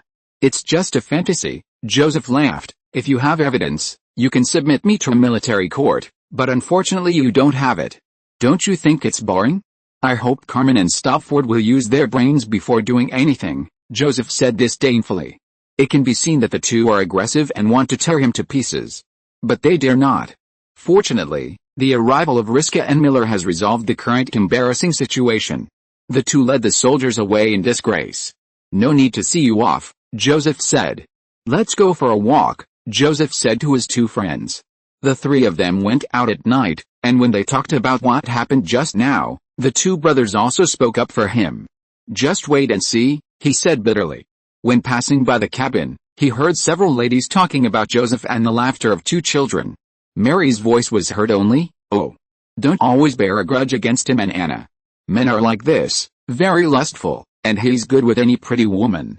Besides, you don't like him, humph. I just can't stand the way he looks so cocky. Didn't you see him staring at Anna's chest, as if he wanted to get into it? It was disgusting." It was Sushu who was speaking. "But I think our commander is a good man," Mrs. Ahmed interrupted. Joseph's expression could not be seen in the dark. He coughed dryly, deliberately letting everyone hear it, and the room suddenly fell silent. "Let's go for a walk over there," he said. When they set out the next day, all the ladies unanimously requested to bring their children with them. If they stayed here, they would starve to death or be eaten by wild beasts sooner or later. Except for Carmen and Lieutenant Stafford, no one else had any objection. Joseph talked to the 2 of them specifically. "2 brothers, please listen to the voice of the public." Chapter 18 Gay and Gongbu. It is said that the sharpshooter Chaki and his team leader Conan traveled a long distance and suffered hardships just to find their old master Leon. They quickened their pace and arrived in the province of Giza, finally getting rid of the pursuit of the Arab gang. In order to avoid encountering French patrol soldiers, they tried to travel in the deserted suburbs. According to the only clue they had, they searched up the Nile River some time ago but to no avail. It was judged that the route was probably wrong. Now they started to head north. They decided to rest for a day in a small town called Nelik. One was to continue the search, and the other was to buy some food and fodder for the horses. The group entered in disguise. Because Chucky was British and his appearance was dazzling in the market, he had to hide in the inn. Conan and several brothers with the Turks just entered the market and found a noisy sound in front of them. The crowd rushed to disperse. It seemed that something happened.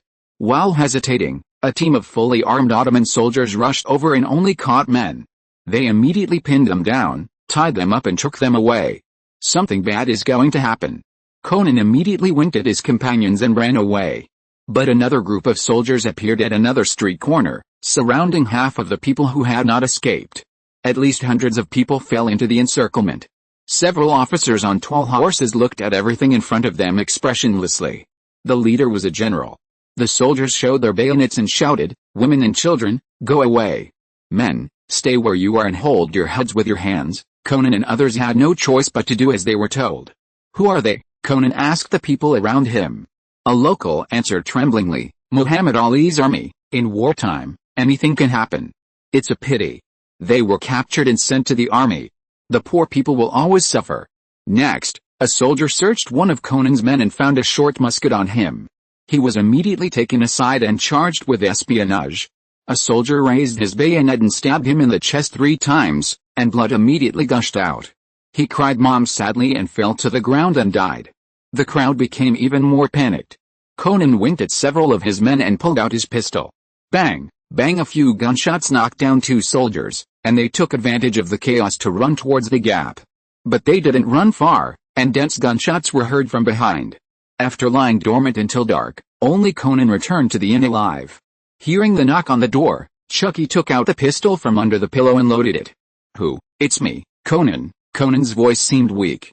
The door opened, and he staggered a few steps and threw himself into Chucky's arms. Seeing that there was no one behind him, Chucky was a little surprised. "Where are the brothers?" He hugged Conan and felt his hands were wet, and he saw that it was blood. "Oh my God. Conan, what happened?" Then Conan told him everything that happened today, and he vomited blood during the process. Finally, he found his bag in the room, took out a bag of coins that he had accumulated for a long time, and begged Chucky to find his family. An orphan whose parents died early and was raised by his grandmother died before he could fulfill his filial duties. How miserable. "Okay, I promise you." Chucky cried and hugged Conan again until Conan's body stiffened. That night, Chucky found the bodies of his brothers, a total of 8. He considered finding a better place to bury them. He also exchanged a flatbed cart with a shop assistant at the price of a horse. He also sold several other horses that lost their owners at a low price. He kept the strongest chestnut horse to pull the flatbed cart. According to local people, the remnants of the Ottoman Empire have been transferred, and they will not stay in one place for too long because they will be besieged by the French army. The next night, Chucky drove the flatbed cart and buried his brothers in a flat land full of wild roses on the bank of the Nile. He still had 2 things to do. One was to continue looking for Leon, and the other was to avenge his brothers. It is said that the Englishman Leon survived the disaster, but he was also disabled. The ligament of his right leg was injured, causing him to walk with a limp, and only an empty sleeve was left on his right arm. The misfortune of fate did not defeat this young man, and he was still very optimistic. After many twists and turns, he returned to Cairo. He found a temporary job in a pottery shop. He worked as a handyman for the shop owner, just for a bite of food without any compensation. After nightfall, he would wander around the Hadka prison, in order to find out the truth. Because the girl he liked was still in prison there. Suddenly one day, the owner of the pottery shop asked Leon, a clerk, to go to his office. The boss smiled and told him with gestures, due to his excellent performance, in accordance with the wishes of all the clerks, Leon will be promoted to the general manager of the store from now on. The remuneration will be calculated separately, and it will only be higher, not lower. Being a supervisor in a large store with nearly 20 clerks is also a good thing, Leon thought, and agreed to it temporarily. "Excuse me, dear boss, what do I do as a supervisor?" he asked in a half-familiar local dialect. The other party replied without thinking, "You don't have to do anything." "What don't you have to do?" It sounds a bit incredible. Seeing the clerk in a daze, the boss sorted out his thoughts and explained his words as follows. "Oh, brother Leon, look at me first. I don't have to do anything, just collect money, bro. You can see it, because the clerks and accountants have done everything that should be done. Well, look at those higher-ranking officials who don't have to do anything. but they still have a good career and make money. Oh, if you make a mistake, just pull someone to be a scapegoat, right, Brother Leon? If you have to do something, just find fault with the clerks and make them work more and earn less. Finally understood, he nodded silently. This is what early capitalism was like. Exploitation has always existed. What he didn't expect was that capitalism in the future would be like this. At that time, it was also a great progress in social development. What Leon didn't expect was that pie in the sky can't fall for no reason. After watching Leon go out, the boss immediately frowned again. He did what he didn't want to do, but he had no choice. Because Leon frequently appeared near the Hodka prison, he had attracted the attention of the Crescent Church. Count Friedman, who learned of the situation, was shocked, so he decided to help Leon. It took the archaeological team nearly a month to reach Luxor. After arriving, they found that it was not as beautiful as they imagined. Everything was in ruins, and many ancient buildings were in urgent need of restoration. But this did not stop the enthusiasm of archaeologists. As soon as they settled down, they went to the Karnak temple on the east bank of the Nile. The team had an accompanying painter, whose task was to truly reproduce the scenes of famous places and historical sites. At that time, Joseph led two lieutenants to contact the local government. On the other hand, the government seemed to have nothing to do with scholars. As a leader, Joseph had to pay attention to the local political and economic situation, because safety was the top priority, and the supply of materials was the most difficult thing. It is reported that the French government has increased taxes again, resulting in soaring prices and economic depression in the local area. An old woman on the roadside prayed to Allah, "How can we live if they force us like this?" Years of war are about to drive ordinary people to despair. On the second day of the archaeological team's stay, a small-scale uprising of civilians and slaves broke out in a town west of Luxor. A certain friendly person, a big landowner, was torn into pieces by tenants. The Luxor garrison has already sent troops to fight. The local government only sent a secretary to welcome the archaeological team, receive official documents, and designate accommodation. There were no flowers, applause, or fine wine. The local government only had a male secretary to receive them. Such a welcome ceremony is very special, Joseph joked. The archaeological team occupied a bunker and a nearby barracks as their habitat. The location is away from the city center, but it is very close to the archaeological site. Joseph's bedroom and office is on the top floor of the bunker. Knock, knock. In the afternoon, someone knocked on the door. Joseph, who was browsing the painter's sketches, didn't even raise his head. "Come in." The door opened with a creak. The adopted little boy held a clay bowl of soup and poked his head out timidly. Behind him, the younger girl held a wooden tray with bread. "Here's your chicken soup, sir," the little boy said. Seeing them, Joseph burst out laughing. The clothes of the two children were altered to be decent enough. The little girl was completely wrapped in an old woman's top. He motioned for them to come over, handed the food to him and put it on the table. "What's your name?" he asked the little boy. The little boy said a long name, and Joseph only remembered it was Gongbu. The little girl's name was Jai. "Come here, children." The two children came closer. Joseph held the little girl on his lap and stroked the little boy's head. "Gongbu, little friend, have you eaten?" he asked kindly. The little girl Jai interrupted with a childish voice, "Mrs. Ahmed said, give it to the sir first." Jai turned her head and fluttered her big eyes, which made people feel pitiful. "Oh, really?" Joseph smiled, feeling so warm. "Then let's eat together, Gai. Gongbu, bring the chair over here." Gongbu brought the chair over and sat down. He took a spoon and tasted the soup. It tasted good and not too hot. "Gongbu, who made this delicious soup? The canteen didn't have such good food." "Mrs. Ahmed made it," Gai rushed over and said. "So that's how it is. Those women often cook for themselves." Then Gai, "Besides Mrs. Ahmed, what did the others like Aunt Mary and Aunt Sushu do?" he asked. "They can't do anything." Gai laughed softly. He laughed heartily. But he thought, of course, a mother will do everything for her children. He was referring to Mrs. Ahmed. "Cut the bread into pieces and give each person a piece." There was only one spoon, and the three of them took a bite each, eating with relish. When he was about to finish eating, he heard footsteps coming. The door was open, and Mrs. Ahmed knocked on the door anyway, followed by Sushu. Sushu rolled his eyes at him. The former bowed politely. "Excuse me, sir, we are here to take the children back." Nothing, Joseph said, putting down Kei from his lap and saying goodbye to the two little guys. Kei, Guangbu, remember to call me uncle next time. Not sir. Yes, sir. Guangbu saluted him like an adult. Kei followed suit, and his serious look amused Joseph again. He felt that today was the happiest day of this year, no, in many years. While feeling emotional, he suddenly had an idea. He decided to use his life to defend the beauty in front of him. Chapter 19, Excavation of the Tomb. Some people say, history's like a little girl who can be dressed up by anyone. You can put powder on her face, put a bun and put a flower in her hair, and dress her up. Dress her up in any way you want. There were wars on the border and riots in the interior. The bureaucrats were still busy praising their emperor. Various banquets were held endlessly. The invaders made a lot of rhetoric, but turned around and said to the Egyptians, "We are here to save you." Just like bringing light to darkness, they said freedom, peace and honor to their soldiers.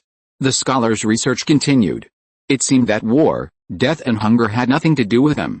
Because of the change in status, Joseph kept all the complaints he could make in the past in his heart. He admitted that it was Napoleon who brought modern scientific and technological reforms to the Egyptians. He reformed the tax system, planned and studied urban environmental construction and the improvement of the water quality of the Nile River, and promoted the application of wind and hydropower projects. The most important thing was the gains from archaeological excavations. No matter how you dress up, it is also based on killing. The archaeological team has made another major discovery in the Valley of the Kings. It is said that a pharaoh's tomb has been discovered. Everything is in progress. Before the inscriptions and the pharaoh's coffin are found, the pharaoh's identity needs to be verified. The people with mechanical engineering experience made wind power generation equipment, set up windmills, and set up electric wires and light bulbs around the foundation. At night, the lights are bright.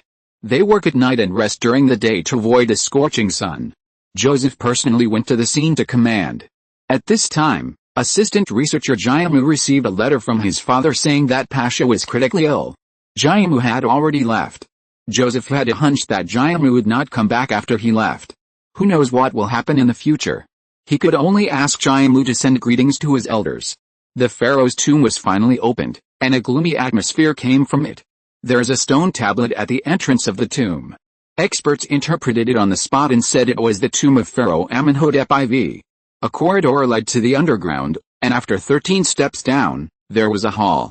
Joseph and the scholars crowded down, and in the light of the torches, the hall was as bright as day.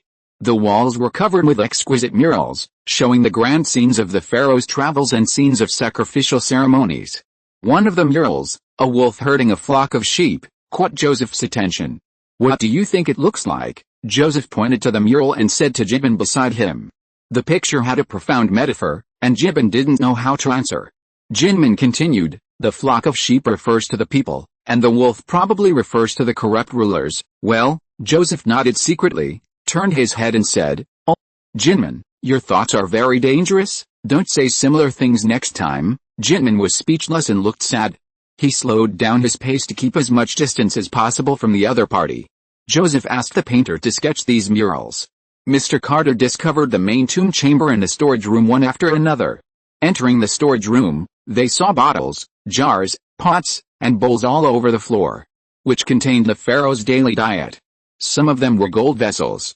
There were also pottery vessels, which contained grains, vegetables and fruits that had long been dehydrated. People pried open the stone door of the main tomb. The pharaoh's coffin was lying in the middle of the ground. Carter asked his assistants Mary and Su Shu to use a brush to dust off the coffin lid. Carefully opening the coffin lid, the mummy covered in gray bandages lay quietly inside. Only 2 black holes were exposed on his head. An iron sword with a gold handle was his only burial object. Carter gently picked up the sword, and someone next to him sneezed, and the sword body suddenly turned into dust and rust. It was expected long ago, and the experts expressed regret. Perhaps history's like this pile of iron dust. Under the supervision of the soldiers, the laborers moved all the items in the tomb out, and then the clerk made a list. Then, the valuable ones were bound in wooden boxes on the spot for preservation. They transported the cultural relics back to the bunker, and together with the cultural relics they had obtained before, they had a great harvest. Among them, the more valuable one was a box of papyrus scrolls from the time of Pharaoh Ramses II. Joseph flipped through the scrolls and was amazed. It is similar to the bamboo slips in China, but it is definitely lighter and easier to store than the former. Mr. Carter explained that this scroll is made of the stems of papyrus on the banks of the Nile River. The ancients split the stems into pieces, wrote words on them, and then bound them into volumes. To celebrate, the archaeological team took 3 days off. Finally, he could have a good sleep. Joseph was awakened by a knock on the door. It was already afternoon. He got out of bed, opened the door, yawned, rubbed his eyes, and saw Gongbu and Guy standing at the door. Guy said, "Hello, Uncle, sir." The boy Gongbu also echoed. The two children bowed. They are very polite, and it seems that someone has taught them. "Oh. Hello to you too, little friends, what's the matter?" Joseph was very happy to see them, and leaned down to hold Guy in his arms. "Aunt Mary and Aunt Mona invite you to the market, will you go?" "Of course." Joseph kissed Kay and then gave Gongbu a kiss. "Please wait a moment, Uncle will change his clothes first." He changed into a clean shirt and polished his leather boots. Just as he was about to go out, Kay said, "Uncle, have you brushed your teeth?" "No, my mother said that children who don't brush their teeth are not good children," Kay said. "Oh. Which one is your mother?" Joseph asked, and a tenderness still rose in his heart. "Mrs. Ahmed," Kay replied. Joseph was very obedient. When brushing his teeth, he deliberately smeared tooth powder on his face, which made the two little guys giggle. Just then, the orderly came to deliver lunch, but he sent him away. On the official road in front of the fort, Mrs. Ahmed, Mary, Su Shu and other ladies had been waiting for a while. They also changed into casual clothes. The ladies wearing long skirts and holding parasols were very graceful. He couldn't help but take a second look at Su Shu. She was wearing a waisted chestnut velvet dress, which made her skin look as white as porcelain. Her long permed hair was draped over her shoulders, which made her look graceful and beautiful. Several people divided into 2 carriages, and Joseph helped the ladies to get on the carriages. When it was Su Shu's turn, she said no, and her reaction was very cold. For safety reasons, Joseph ordered Liska to lead a squad of soldiers to follow. All set off lightly. There were street vendors everywhere. The ladies preferred some novel little toys. The dazzling array of handicrafts and simulated antiques made them linger. There was also a model of the Karnak temple, which was very realistic.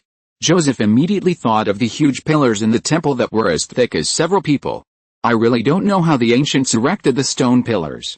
The ladies chattered all the way, talking about fashion and cosmetics. At a street stall, each of them bought a beautiful folding fan. The pictures on the folding fans were mostly related to ancient Egyptian legends. Liska, who was behind, was somewhat bored and helpless. He was used as a strong laborer, carrying several paper bags of items purchased by the ladies in both hands, and walked silently behind. Joseph bought chestnut cakes and snake fruit for the children, and each of them had a portion, otherwise the big ones would grab the food from the small ones. The children were very excited. "Haha, our leader is very suitable to be a good father, isn't he?" Mary said to her female companions. "Don't talk nonsense." Su Shu glanced at the former with an angry look. "Mrs. Ahmed is not suitable for such a husband." Then he stuck out his tongue at Mrs. Ahmed. Although the speaker did not mean it, Mrs. Ahmed's face still flushed. The ladies whispered to each other again. "Oh, Mary, are you saying bad things about me?" Joseph did not hear clearly, so he asked. The two children giggled, and Gai said, "Uncle Commander, Auntie said you are suitable to be a father and a husband to our mother. Don't listen to their nonsense." "Really? Children should not imitate others. It is not good to imitate others." Mrs. Ahmed took Gai and Gongbu in each hand, turned to Joseph, bowed slightly. "Excuse me, Commander." "Nothing," Joseph said with a smile. The group continued to walk, and they saw a crowd of people in the city center square. After asking around, some people said that it was slave owners selling serfs. A large farmer sold 23 serfs under his name, including ragged old people, women and children. Only a small amount of silver coins or gold was needed to take the people away. There were many people participating in the bidding, all of whom were fat guys. They were only interested in younger women and boys with better physique and teeth. An old woman said to the buyer in front of her in a begging tone, "Please be kind, sir. I still have strength. I can do any work." It was really terrible. The ladies talked about it and the serfdom system must be abolished. Joseph had seen this scene in many places and had become accustomed to it. The French imperial government did not allow the sale of serfs and tried its best to reform it. But in a place where the empire was far away and wars were frequent, the local government was powerless to change the situation. Chapter 20, Assassination of Cleopatra. Mr. Leon has been leading a comfortable life these days. He only works one morning a day in the ceramics shop, and goes fishing in the afternoon by the Nile River. He brings the fish he catches back to the boss's wife to make soup. Because he doesn't speak the language in writing, he can't do much, just sweep the floor and walk around. If a clerk accidentally breaks a pottery jar or falls asleep, he will shout, write down the clerk's name, and then report it to the boss. On this day, a man dressed as a wealthy businessman came and said he wanted to buy some ceramic jars for grease. Grease is animal fat, which is used to make soap. The wealthy businessman specifically asked Leon, the manager of the ceramics shop, to escort the goods. The boss agreed. Leon set out in the early morning of the next day and left Cairo with 6 camel carts. It was almost noon when Leon felt something was wrong because he recognized that this was the road to the Red Fort. Hey, sir, are we going to the Red Fort? Yes, you are very smart, Mr. Leon, the wealthy businessman replied. Hearing the other party's answer, Leon felt a little uneasy, because he did not rescue Beta and had no face to face the Count. Although the incident was not caused by him. When he arrived at the Red Castle, he unexpectedly met the missing bodyguard Chaki, and the master and servants met with mixed feelings. Seeing that Leon had lost his left arm and several brothers, Chaki almost cried. We should be happy, right? Allah's eyes have been watching us, blessing the return of the prodigal son in the dark, Count Friedman said. A big banquet was held that day to welcome Leon, and a lot of words were said. Several people drank a lot. It goes without saying that Friedman has his own wishful thinking, and with the help of Leon and Chaki, he is even more powerful. Especially the sharpshooter Chaki, who will play a crucial role in the assassination. The date of Leon's caravan returning home was postponed again. The riot began as scheduled, and the bewitched civilians and serfs looted shops and attacked French strongholds and police stations. Even some cultural relics protection units and temples were smashed and destroyed. Due to the large number of rioters, the situation was difficult to control for a while. The French army mobilized a large number of soldiers to block the streets in the city. Commander Kleber immediately issued an order, all rioters will be killed without mercy. Under the escort of the military police and gendarmerie of the inspection office, General Kleber arrived at the central block where the riot was most serious in a four-wheeled European carriage. The military police began to fire volleys, and the other side responded with stones and bows and arrows. The bustling crowd was gradually divided into several groups by the military police, and gunshots rang out. There were constant curses and screams. Kleber pulled the car curtains open a little more, and from time to time he stretched out a cigar to flick the ashes. At this time, a guard reported that the Hovka prison in the suburbs was also attacked. What? Kleber was very angry, and he stuck his head out of the car window and ordered the messenger. Here. Go quickly and ask Major Rudis to send reinforcements as soon as possible. Then his head tilted, and a black hole appeared on his right temple, with blood gushing out. Due to the chaos at the scene, no one heard the gunshot. And no one noticed where the bullet came from. But one thing is certain, General Kleber has been assassinated. On a mud building 40 meters away, the sharpshooter Chucky calmly took back his rifle and saw that Kleber was dead. The surrounding soldiers were patrolling the direction of the gunman. Count Friedman patted Chucky on the shoulder. Well, it's really accurate, he said.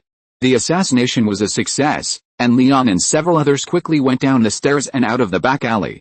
With the secret help of the pseudo-government army, Beta was rescued safely, and Friedman, Leon and others also escaped unscathed. Back at the Red Castle, a grand baptism ceremony was held under the auspices of the Count, with nearly 1,000 people participating. The imam was also asked to slaughter dozens of cattle and sheep. The dinner was held in the courtyard of the Red Fort. Hundreds of temporary wooden tables were filled with fried dough and meat. There were also dances by geishas and performances by a juggling class. People ate and drank until midnight before dispersing. After the baptism, Beta got rid of all the foul smells on her body, bathed and fumigated, and fell asleep, but did not attend the dinner. Yes, she was very tired and needed to rest. Leon drank a lot of wine. Indeed, today is a memorable day because of her. The next afternoon, in the boudoir, after getting up, Beta sat in front of the dressing table. In the mirror was her haggard and thin face. She still couldn't raise any interest. Prison life taught a person that the fire of life would become dim in an instant. When Beta learned the reason for Leon's disability from the conversation with the maid, she couldn't help but burst into tears of gratitude. She stared at herself in the mirror in a daze, recalling the bits and pieces of her encounter with Mr. Leon. Although the time was short, she could still remember the love in Leon's eyes. Unfortunately, Beta's heart was occupied by another person who was righteous but had a dirty mind. It was not until she was in prison that the man showed her a hideous face, which made her feel cold and even nauseous. Why not be nicer to Mr. Leon? He has done so much for me. An idea rose uncontrollably from the bottom of her heart, making her unable to stop. She wiped her tears and rushed out of the room. She asked the maid which room Leon lived in. So she ran to Leon's room and forgot to knock on the door. It happened that Chucky and the director of the Red Castle were also in the room, and several people looked at her with inexplicable eyes. "You two get out," she said. Chucky and the director winked at each other, walked out of the room and closed the door. She slowly walked to Leon, tears streaming down her face. "Oh, God! What happened? My Leon," she sobbed and stroked his empty sleeves. "Oh, dear, I would rather be hurt," she said again. Leon stood in front of her, his eyes full of tenderness. He said nothing, but silently held her in his arms with his other hand, letting her sob. At this moment, the sunset outside the window dyed the sky red, and the world became so beautiful. He kissed away her tears, leaned his head against her neck, and hugged her for a long time. Everything was in silence, and their hearts were close together. It is happy to be in love. Later, Beta and Leon found Count Friedman. The Count was directing his men to move the valuable items in the sealed boxes. The steward of the Red Castle just now came to Leon to inform him of the relocation. "Brother, I want to marry Mr. Leon," Beta said straight to the point. Friedman was a little surprised. "What's wrong, daughter?" He was sorting out the account books at the time. Beta repeated it again, and the Count understood, but didn't know how to respond. She said that she loved Kang more than anything else. Allah is a witness. "Oh," the Count said jokingly, "is it better than me as a father?" He tied up the account book with a hemp rope. Seeing that his daughter was speechless, he sighed and glanced at Leon, who was embarrassed and nervous. "We will go on a long journey later. Are you ready, Mr. Leon?" "Yes. Ready," Leon replied. "Do you have anything else to say, Leon?" The Count did not raise his head, but his tone was surprisingly calm. Leon said, "I love your daughter too, Mr. Count. I swear in the name of your God that I am willing to exchange my life for Beta's lifelong happiness." The Count raised his head and looked at him, and said affirmatively, "I hope you can do it and keep your promise." He turned around and shook Leon's hand, with a smile on his face at the same time. "I believe in you, boy. I am relieved to leave Beta to you." The two of them hugged each other tightly after getting permission. Everything was arranged properly, and dozens of camel carts and horse carriages moved towards the wilderness. When they walked a long way, the sound of artillery fire came faintly from behind them. Count Friedman dismounted and climbed a hill with Leon and several others. He took a look with a monocular telescope and handed it to Leon. In the camera, Leon saw that the puppet government army and the French army of nearly 10,000 people surrounded the Red Fort, and hundreds of artillery pieces bombarded it continuously. The entire Red Fort was shrouded in flames and smoke. "We have no friends," the Count said solemnly. Obviously, they were betrayed by the puppet government. Chapter 21 Pluto. Archaeologists started new excavations in the Valley of the Kings. Based on previous historical records, they locked onto another pharaoh's cemetery. Unfortunately, when they excavated to the exit, they found traces of theft in the pharaoh's cemetery. According to scholars, this tomb was looted 1,000 years ago. However, for scholars, what is valuable is not the gold and silver treasures, but some cultural relics that can record history, such as inscriptions, scrolls, murals, etc. During this period, another strange thing happened, which made the officers and scholars anxious. The sandstorm started again and lasted for several days. No one could be seen within 100 meters. There was also a tornado howling and raising columns of yellow sand, covering the sky and the sun, and wreaking havoc everywhere. When the storm subsided, dead branches or the bones of humans and animals that had been buried in the sand for a long time would fall from the air. Just as the pharaoh cursed, cause and effect cycle, the sand and dust will never stop, will block your way here. Gibbon said he saw something in the sand and dust. It seemed that there were ancient chariots passing by, and there were jackals wandering around, and reminded Joseph, the gods in the sky are angry, and the consequences are hard to predict. We should withdraw from the valley. But Joseph disagreed. For an atheist, he thought it was just a short-term abnormal climate phenomenon. The continuous sandstorms blew down several of their tents. After the efforts of the archaeological team, most of the materials were finally saved. Fortunately, no one was injured or killed. The Valley of the Kings became an ominous place in a short time. Rumors spread all over. The workers who were doing the excavation began to strike collectively. According to them, some people also saw ominous things in the sand and dust. No one excavated, and archaeologists could not proceed to the next step. Several officers held a meeting for this. Carmen and Lieutenant Stopford believed that they should first shoot a few of the leaders of the trouble to serve as a warning to the rest. Joseph disagreed and thought that they should negotiate with the workers. The basis of the idea is peaceful negotiation rather than coercion and killing. Liska and Miller had no suggestions. Carmen sneered, "It depends on how the commander handles it. One wave has not yet subsided when another wave rises." The Luxor government sent people to the Valley of the Kings to bring a letter from the director of the Fran Institute, which was addressed to Joseph, the head of the archaeological team. Joseph, the lieutenant colonel, who received the letter, felt that the sky had fallen and the earth had collapsed when he learned that Kleber had been stabbed to death. He recalled a passage in a book: "History chooses this way, and failure will be the only outcome for the invaders." At the same time, he was worried about the army and his own future. After that, he discussed with several subordinate officers, gathered all the soldiers in line, fired guns in mourning, and lowered the flag to half-mast to mourn the dead. At this time, in another underground palace in the Valley of the Kings, an incredible thing happened. This underground palace has been buried for a long time and has never seen the light of day. Pharaoh Cleopatra lay in the coffin, with a golden mask covering her bandaged face and her golden scepter inlaid with gems on her right hand. Various rare jewels were scattered around, which were said to be her favorites during her lifetime.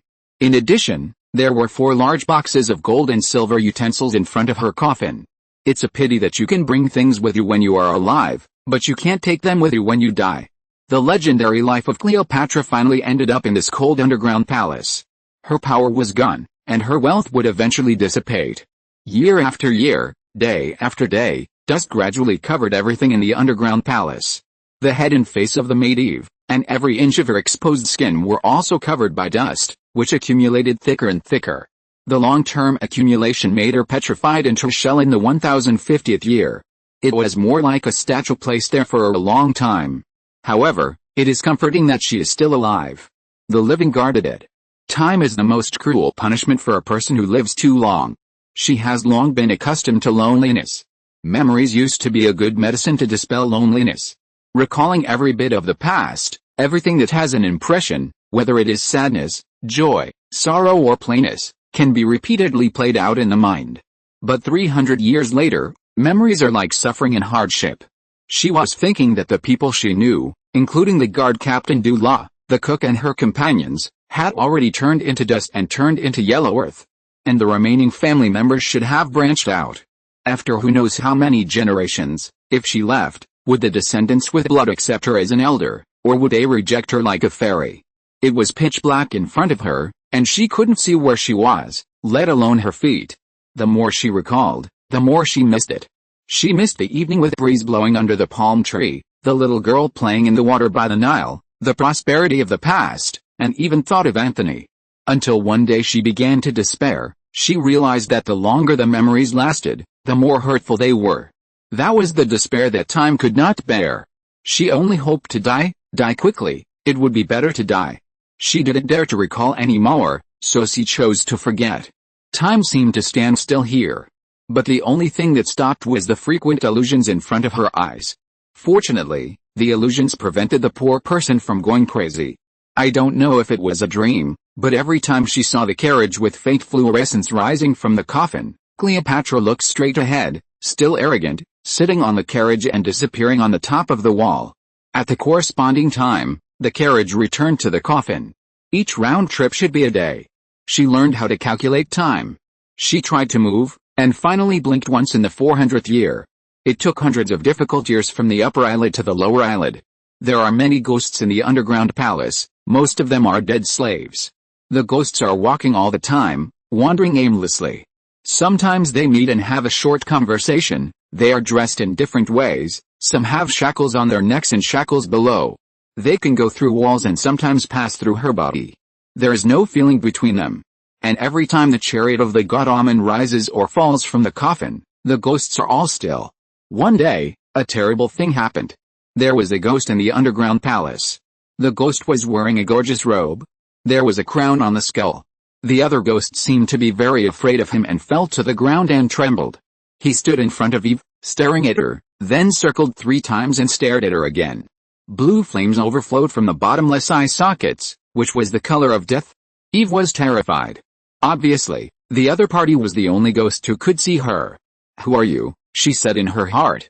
"Osiris, the god of the underworld," the ghost replied. "I really want to know why you are the only one in the world who is immortal. It was the person in the coffin, Cleopatra the who gave me a cup of poison wine and cursed me," Eve said carefully.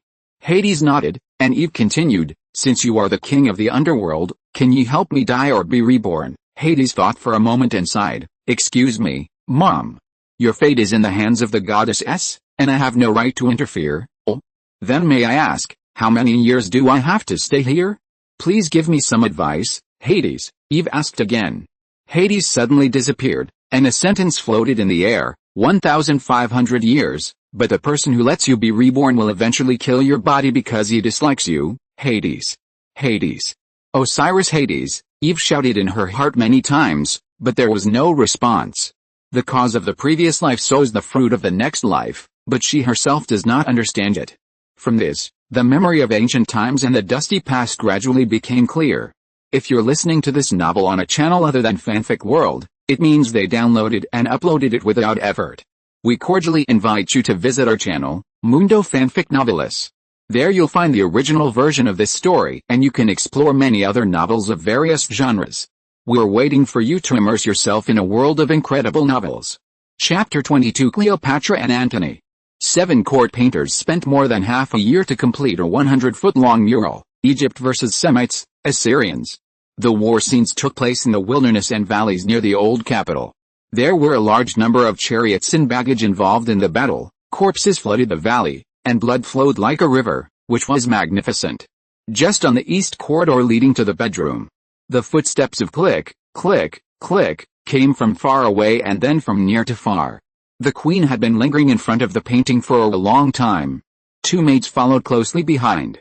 She clearly remembered that the last decisive battle with the Assyrians took place around 650 BC. It ended with a victory of the Egyptian army. Under the command of the then pharaoh Psammetichus, the invaders were completely driven away. The queen was dressed in plain clothes.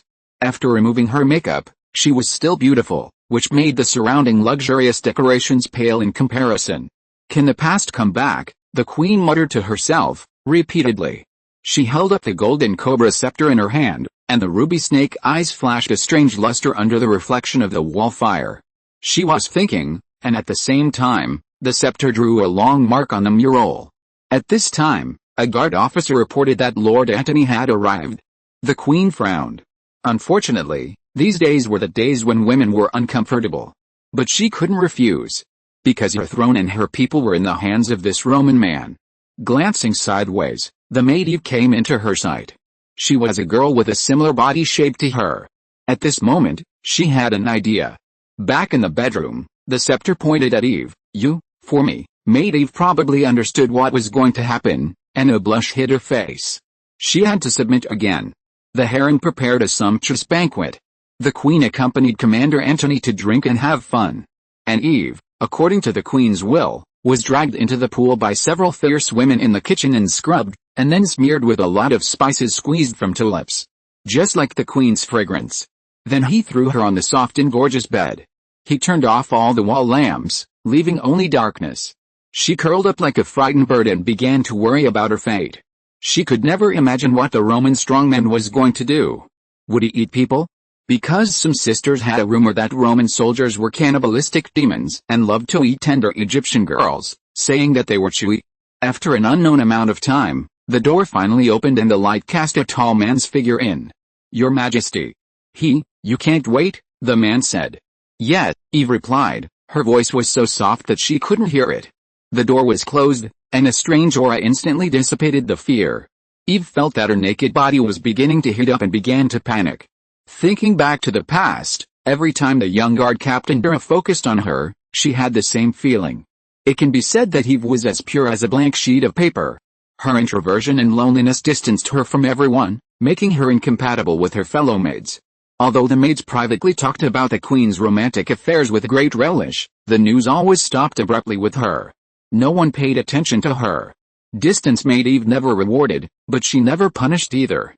Some of her companions who loved to show off and were slightly ambitious would either call the shots today, or be gouged out of their eyes, cut off their tongues, chopped off their feet, or even buried and executed for some reason tomorrow. Sometimes, distance can be a person's amulet. The man was also naked and embraced her in the dark. Out of her woman's self-esteem, she wanted to push him away. This made the man more excited and even hummed a ballad. Singing a folk song with a slight Roman dialect. My family only has a piece of land, which is covered with lilacs.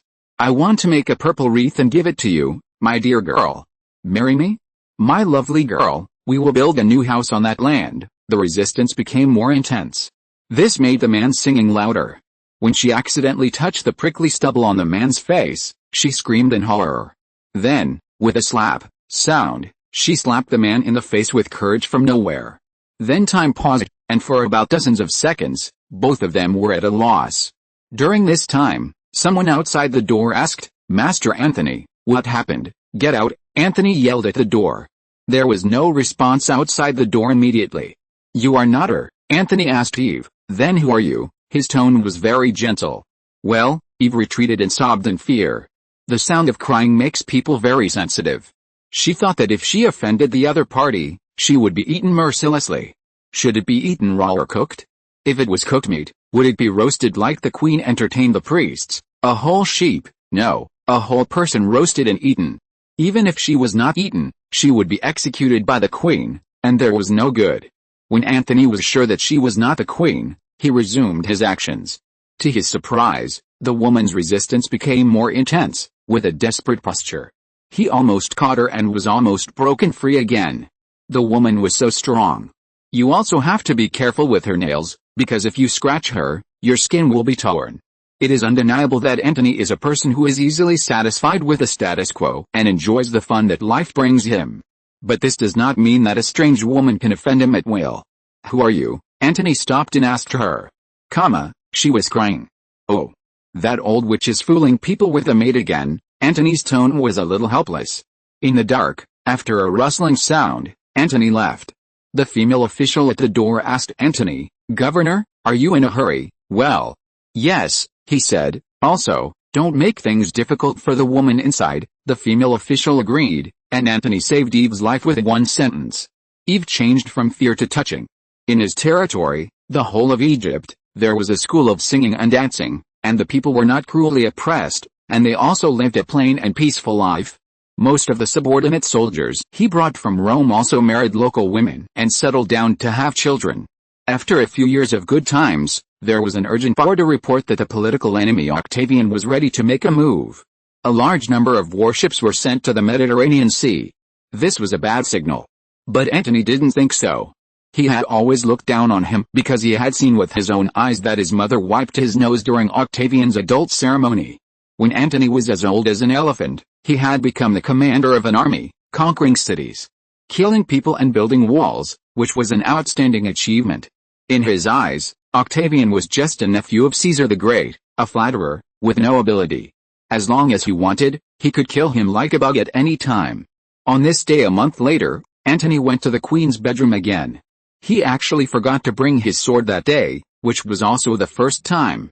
When he opened the door of the bedroom and saw darkness again, he guessed that it was the woman from last time. Eve, lying on the bed, was only covered with a thin blanket. The moment she opened the door, her heart suddenly tightened. She had never experienced rain and dew, and could not change from a girl to a real woman.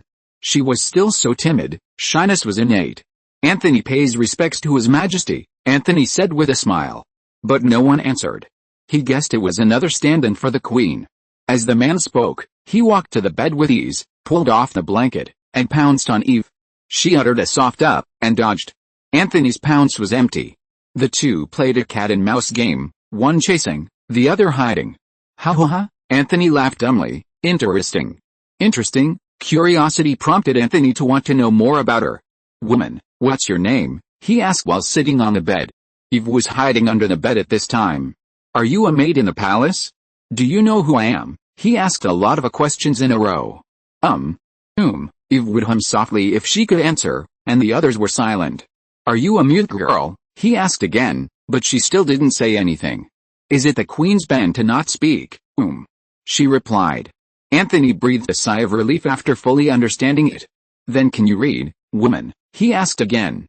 When he heard yes again, Anthony was very happy. You can write to me, it won't be a file. In the dark, Anthony knocked on the head of the bed to show the position of his hand. Eve listened and believed it. She crawled out from under the bed and touched his big hairy hand. Eve wrote on the palm of his hand, and first wrote, Thank you, sir. You didn't report me last time. Ha. Anthony laughed. Please believe me, Anthony is not a bad person. He doesn't want anyone to be hurt because of him. She wrote again. Oh, you are a good person, but very rude. Anthony said, I will change for you, please believe me. Anthony swore. He didn't expect that he would say that, and shook his head slightly. I'm really afraid that you will eat me. I heard that you often eat people. The two chatted in this way. The atmosphere was very harmonious. In the meantime, they asked the waiter outside the door for 2 glasses of water. Then they continued to chat and talked about many things in the past. They actually chatted all night. When Anthony left, his spirit was still in an excited state. Finally, Eve wrote that she was a little tired and wanted to rest. Anthony respected her and left reluctantly, but found that the serious business had not been done yet. Chapter 23 Octavian's Legion. Back at the governor mansion, the messenger from the border had been waiting for a long time. The 2 deputy commanders and the general sat in the meeting hall. Without time to wash, Anthony went straight to the meeting hall. When he saw the general's carriages parked near the mansion, he had an ominous premonition. Sure enough, Octavian finally took action, and it was said that he had obtained the authorization of the Senate. After the failure of the Battle of Athens, that is to say, 2 days ago, in the waters of Actium, warships suddenly assembled and launched an attack on the important port town of Canopus. They used a new weapon called chain rockets, which could fire crossbow rockets in a chain, with a range 10 times longer than that of human crossbows. The small tube of the arrow body was filled with kerosene, and a sea of fire within 10 steps of the target was shot, with extremely strong lethality. It only took them 3 hours, and the soldiers guarding the port gave up resistance and retreated inland. The lighthouse on Tyro Island was planted with Octavian's battle flag. A bunch of good-for-nothings, Antony said excitedly, and he had to find excuses after failure. There was another reason for his excitement. He had just executed Arsinoe and had planned to have a few days of peace. Now here comes Octavian. Arsinoe is the sister of Cleopatra. She has a large army and failed to conquer Cleopatra for the 2nd time. She was just executed. The staff officer presented a sheepskin map. The generals gathered in a circle. One of the Egyptian local generals said something that gave the people present confidence in victory. He said, if the rebels launch an attack now and cannot advance deep into the river valley and are suppressed in the river valley, the situation will be very favorable for us. Why do you say that? Because according to the Egyptians' calculations on the Nile River, it will probably start in mid-July, with heavy rains and floods. Now it is the end of June, and they don't have much time left. At that time, many areas on both sides of the Nile will form a vast ocean. As long as we occupy the favorable terrain and contain the opponent in the flood area, we will not attack but defend, and our chances of winning should be very high. Well, all the generals agreed. Now it is up to the commander Antony to make the correct strategic deployment. After discussion, Antony used charcoal to mark the interception route and key points on the map. The 2 routes with nearly 30,000 soldiers who received the order set out on the same day. Antony said excitedly, "My generals of the Holy Roman Empire, I hope you will return triumphantly." Finally, he raised his glass to toast success.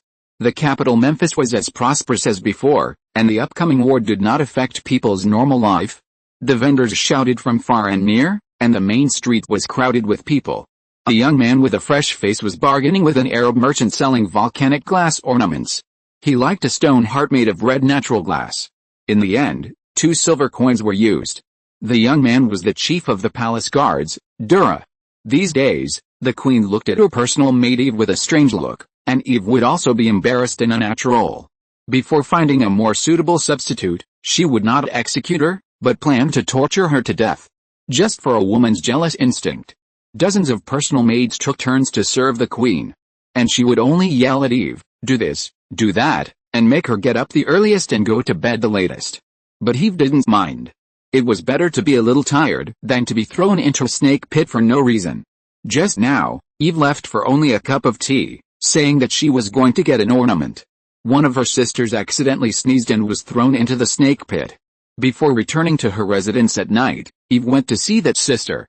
There was a deep stone pit in the open space of the East Palace. People in the palace called it the snake pit. There were thousands of cobras crawling in the snake pit, as well as huge pythons. The most frightening one was as thick as a human waist. A thick snake had swallowed most of her body. In addition to snakes, human bones were scattered everywhere. She sobbed and cried for her and their ill-fated fate.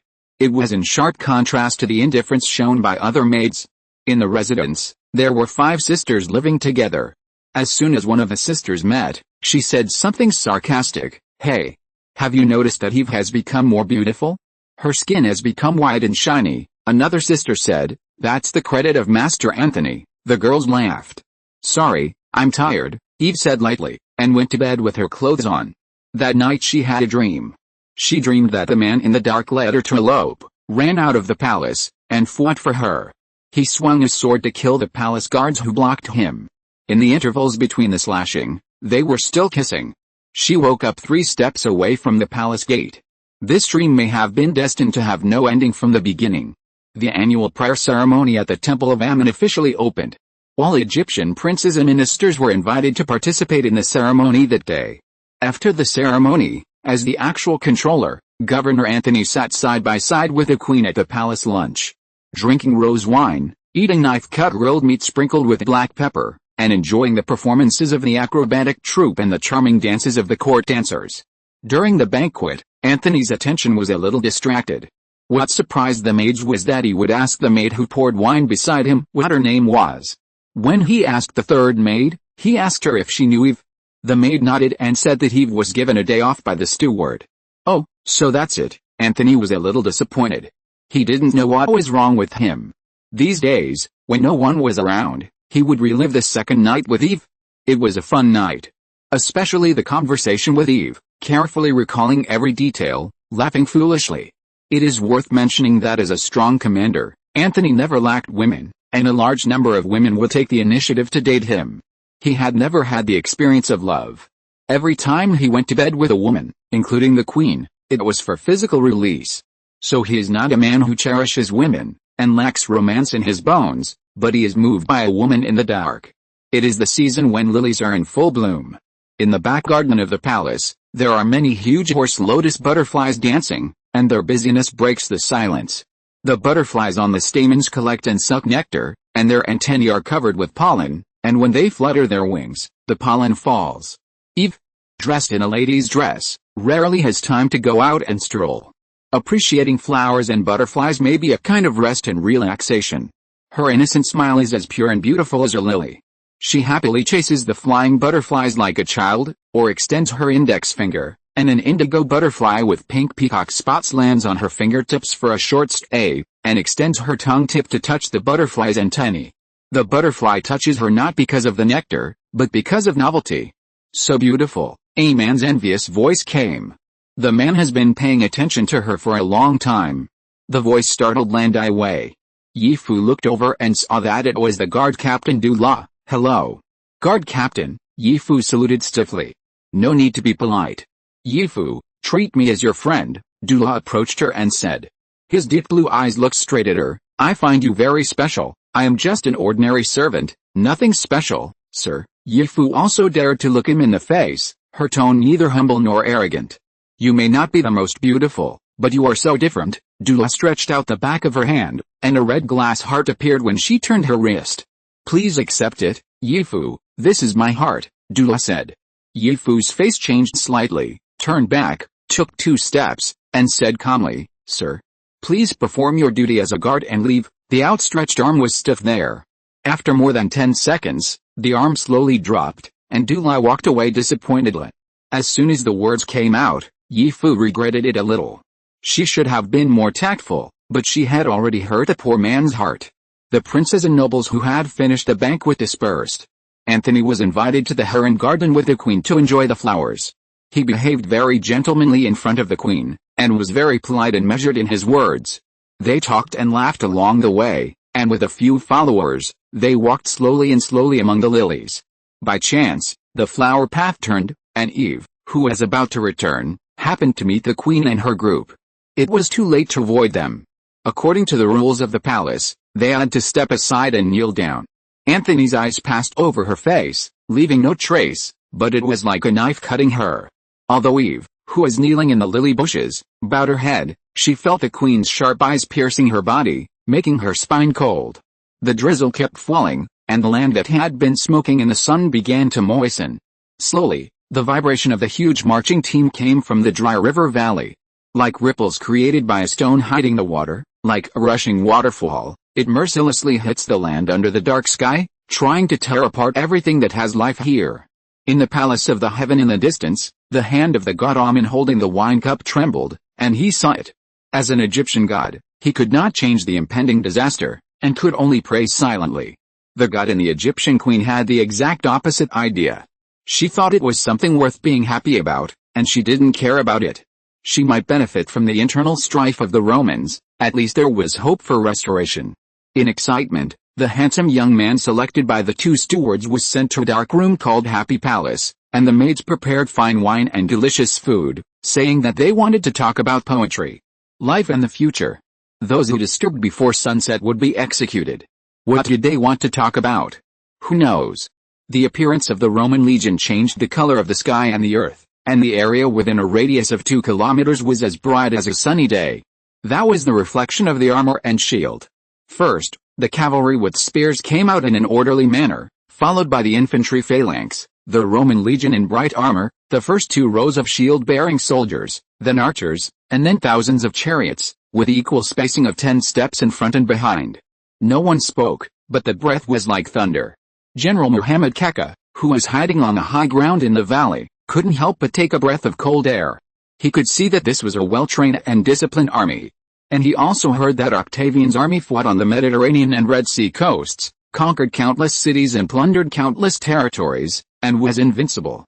He had already taught him to be timid before attacking. He also understood that the governor's office wanted them, the local Egyptian troops, to be cannon fodder first. There was another army hidden in an adjacent high ground, led by the Roman general Dubonvius and 10,000 cavalry. It was said to be auxiliary, but it was actually surveillance. Dubonvi's messenger had come 3 times, and his tone was tougher each time, urging Kaka to send troops. Undoubtedly, from a military strategist's perspective, now is the best time to send troops. As long as the enemy is suppressed in the narrow river valley, the chances of victory will be greater. Otherwise, the consequences are unimaginable. On the other hand, Octavian also knew that he had made a strategic mistake. Out of contempt for the enemy and in order to shorten the marching time, they chose to take a shortcut to attack the capital Memphis as soon as possible. Sometimes, war is like a big gamble. Before gambling, you have to bet on your own weaknesses. He believed in his vision and judgment of the current situation in Egypt. When the spies came to report that there was something wrong with the highlands of the river valley on both sides, he and his lieutenants had already thought of a countermeasure, and silently adjusted the deployment of the soldiers' phalanx. When his cavalry brigade turned out of the valley, he smiled. The bet was here, and he was sure to win. Kaka was still hesitating. He had his own little calculations.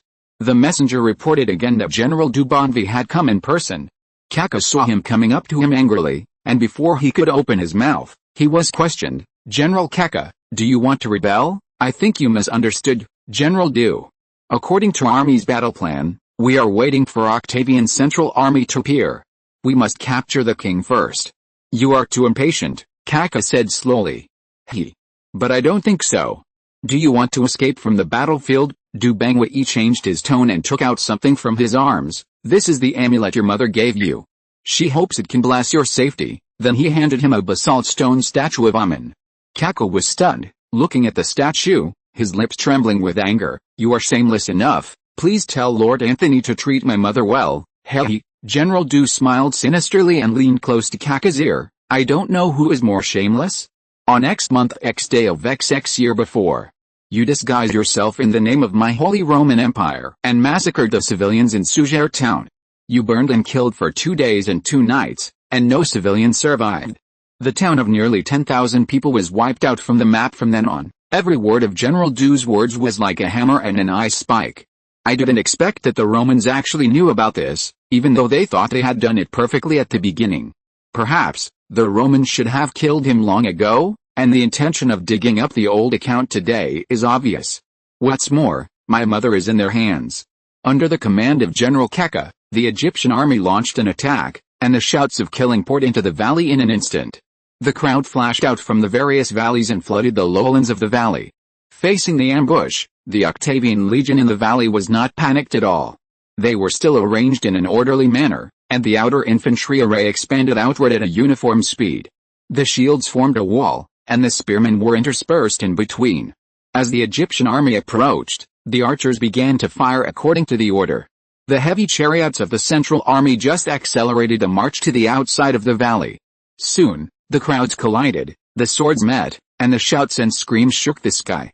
When the cavalry brigade completely walked out of the valley, they and some long-range strongbow chariots suddenly counterattacked the highland valley entrances on both sides. Dubangwa's cavalry regiment had to send troops to attack. But they were all effectively shot and killed by the chain-long crossbows. The battle in the valley was in full swing, and the Octavian legion retreated as it fought, and moved out of the valley in a planned manner. 2 hours later, the main battlefield moved from the valley to the outside. In the open area outside the valley, the chariots and cavalry of the Octavian army played a huge role. Through the changes in the array, the Egyptian army was unconsciously surrounded. It was divided into several small pieces. The chariots were like meat grinders, running rampant in the Egyptian army, and were cut down piece by piece like leeks. At the entrance of the valley a little further away, General Dubangwa looked a little depressed. Tens of thousands of cavalrymen were divided into 5 teams to attack. He was annoyed to find that the first 4 teams were quickly annihilated by the endless Roman legions. It was getting dark, and Keka's Egyptian army was almost gone, and was organizing a breakout in the east and west directions. So, he sighed and asked the messenger to notify the retreat. Chapter 24, Queen's Anecdotes. Compared with the Egyptian court, the life in the governor mansion was a bit bleak. Perhaps, the waste of money, revelry and extravagance every night are the prelude to the demise of a dynasty. In the governor mansion, messengers shuttled back and forth, going to explore and explore again. The duty officer was a little busy. According to the combat instructions, he sent out more than a dozen groups of spies, but no one came back. The other generals sat around a long wooden table, looking depressed or sleepy. Anthony opened the window and looked at the equally bleak night outside the window, and he couldn't help but worry. Alice. It has been the 3rd night since the army set out, and it's time to get news. In addition to the worries about the future and fate, he remembered a lot. He had a vague memory of his father and mother, but he heard that they both died of a plague. The only thing he remembered was the ballad his mother taught him. The scene in front of him suddenly changed, and he vaguely saw the little Iliad playing on the grass in the center of the castle in his hometown, his daughter, his favorite. He was too lazy to think about his first wife, Matikia, who was a fat and bad-tempered woman. He had forgotten her specific appearance. Due to some unspeakable reasons, they lived together for no more than 10 days. Although the time was short, the two of them still had a daughter. It was also because of his father-in-law. His father-in-law was the chief executive of a certain place at that time, with military and administrative power, and Antony was just a small assistant general under his father-in-law. After personal efforts and the favor of God, Antony's position was high enough, so high that the people looked up to him, and then he got rid of the control of his father-in-law and his violent daughter. His daughter is now his only concern in his hometown. It's a pity that he has only seen her twice since Iliad was born. Once when she was 3 years old, she regarded everyone as her father. Another time when he was 6 years old, she screamed and called him dad behind him while he was riding a horse. It broke his heart. I hope she is still alive, Antony thought. I hope to see her again in this life. He told the deputy governor that he wanted to go out for a walk and find a place to relax, and he only brought one follower. He lowered his head and left the governor's palace, not wanting to be seen as sad. How beautiful the capital Memphis was at night, with wine shops and brothels everywhere, and there were still many pedestrians on the street, and cars and horses were flowing. Looking from a distance, how charming the Egyptian palace, which was as dazzling as a fairyland, was. Under a palm tree on the side of the road, there was a vendor selling coconut juice. The vendor knelt down and kowtowed to the governor. Anthony tasted a coconut and rewarded the vendor with a gold coin. Taking a walk and relaxing, he felt much better. The two of them walked towards the palace unknowingly. Sometimes, he was also very proud, because he, a hero of the Romans, conquered the Ptolemaic dynasty while conquering the most beautiful woman of the time. In the eyes of the Romans, he was a myth.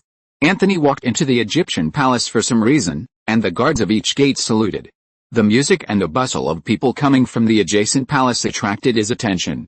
He knew that it was the palace of the queen's nominal husband, where there were banquets every day. In fact, his marriage with the queen was based on the royal family's regulations. They were half-siblings, and they were close relatives, not husband and wife. Although he had been cuckolded many times, he didn't care and was always intoxicated with wine and sex. After all, it was better to stay out of trouble than to lose your life. No wonder Anthony once said that he was a practical man. When he entered the main entrance of the queen's bedroom, the chief guard stood in front of him, raised his arm to stop him and said, "Governor, please wait a moment, let me go down and report." "Get out," Anthony said coldly. The attendant also scolded Duro. "My lord ordered you to get out. Did you hear me?" Maybe he was in a bad mood. Anthony was very rude. This made the chief guard very embarrassed. After all, he was young and energetic, so he drew his scimitar out of the sheath and swung it horizontally. "I'm sorry, sir. It's my duty. If you take another step forward, you will be killed without mercy." He looked at the other guards, feeling disappointed. A dozen guards were not only indifferent, but also took a step back. Seeing this, Anthony laughed and said, "Young man, you should ask them who is the real king here." He pulled out the scimitar in his hand and walked straight in. Until the two people's backs disappeared, Duro was still in a daze, and his hand holding the scimitar was reluctant to fall. After searching several places and asking several maids, Anthony found the cozy nest at the end of the bedroom. The entourage stayed at the door, and he pushed the door in alone, bypassing a wooden carved barrier in front of the door. The scene in front of him surprised him. This is a palace hall that is not too large, but the decoration is extremely luxurious.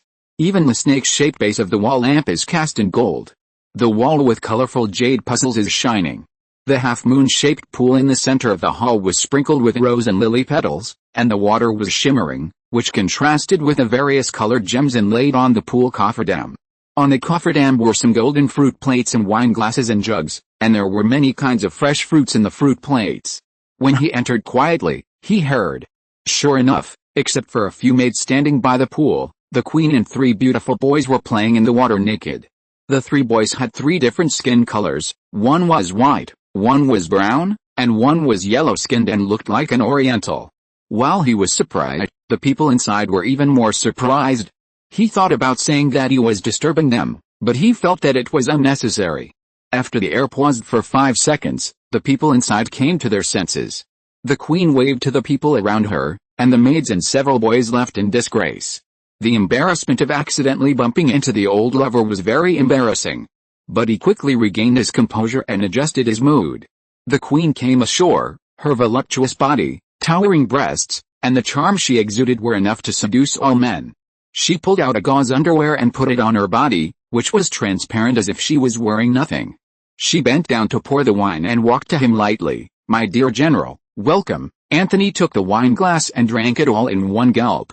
Although she still has charm in her middle age, time is not forgiving after all. He found that she had a lot of crow's feet at the corners of her eyes and wrinkles on her forehead. He turned his face away, feeling like vomiting. "Please follow me, dear, we can," the queen giggled, teasingly. She wanted to take off his red cloak again, but was rejected. Anthony said coldly, "Yes, but not with you, your majesty." "What?" The queen was startled, but soon understood what was going on. She looked unhappy and said in a sullen tone, "Okay, general, I'll arrange it now." 300 yards away from the bedroom, there's a row of wooden houses and small courtyards, which are the residences of maids and wives. After receiving the order, the deputy steward rushed over as quickly as possible and woke up Eve and her sisters who were about to go to sleep.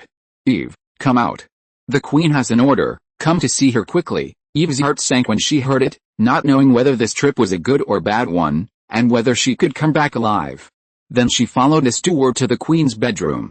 Before entering the room, the deputy steward told her a few words, and handed her a beach mask, saying it was the Queen's intention. Oh. So it's me meeting him again, she thought, feeling inexplicably hot all over. The walls of the room were brightly lit, and she saw a man with his upper body naked, sitting on the edge of the bed, exposing his muscular body. How could she not be flustered?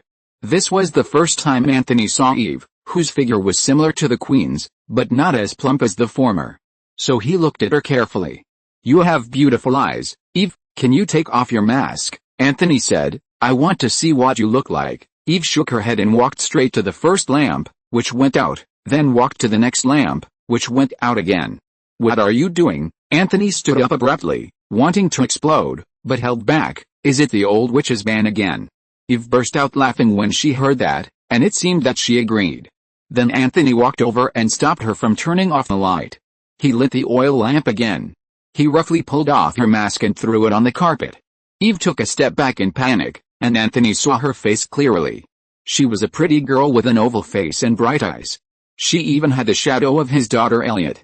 Eve saw him up close. Anthony had brown curly hair and a tall and strong figure. His blue eyes were very attractive. Don't be restrained. I just want to talk to someone, Anthony said gently. Chapter 25 Anthony's Failure. Here, there is a historical event that cannot be ignored. That is, a few years ago, in early September in 31 BC the Battle of Actium in the Mediterranean broke out. The Roman commander Agrippa led 400 warships to fight against 500 Egyptian warships on the west coast of Greece.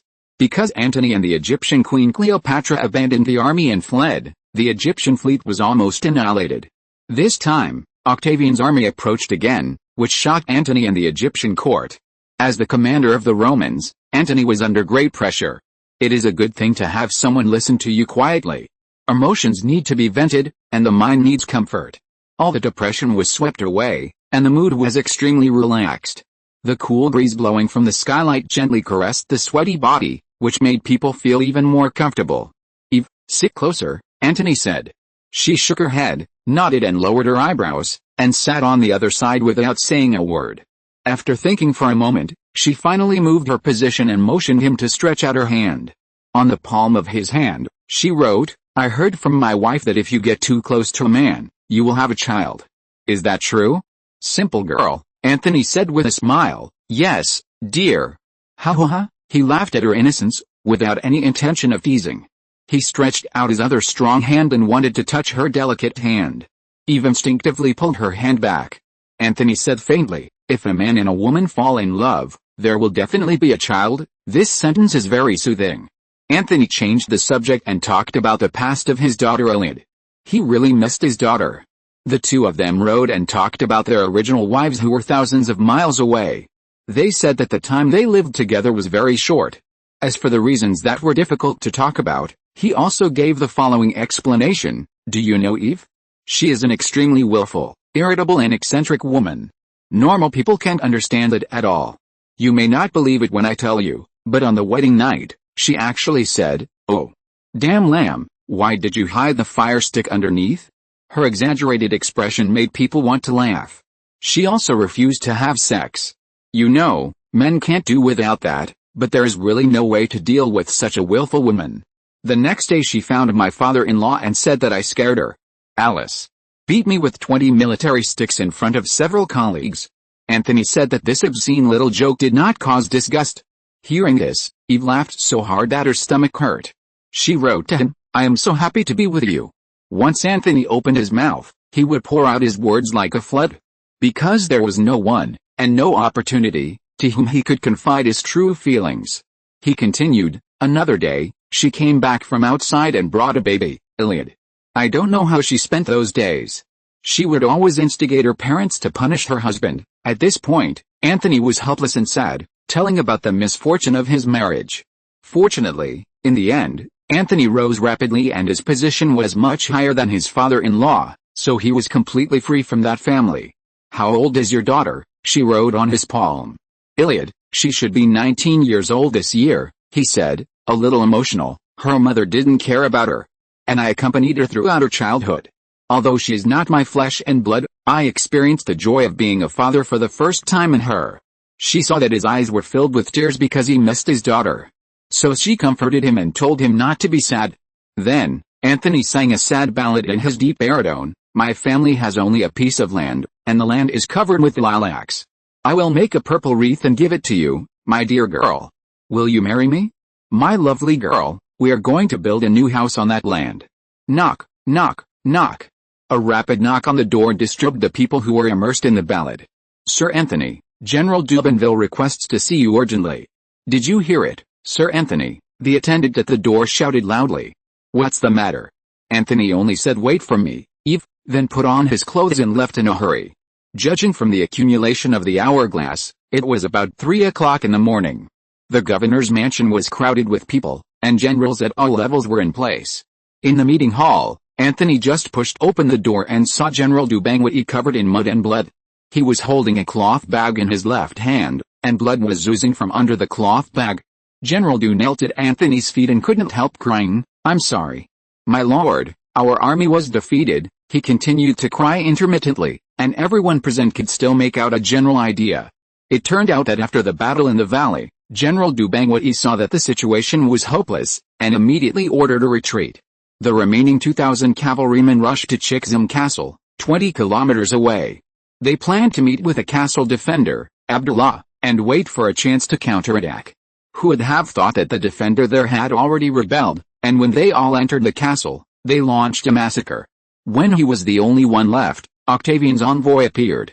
Instead of killing him, he threw him a cloth bag, saying that it was given to the general by Octavian, and it was the head of your daughter. Iliad.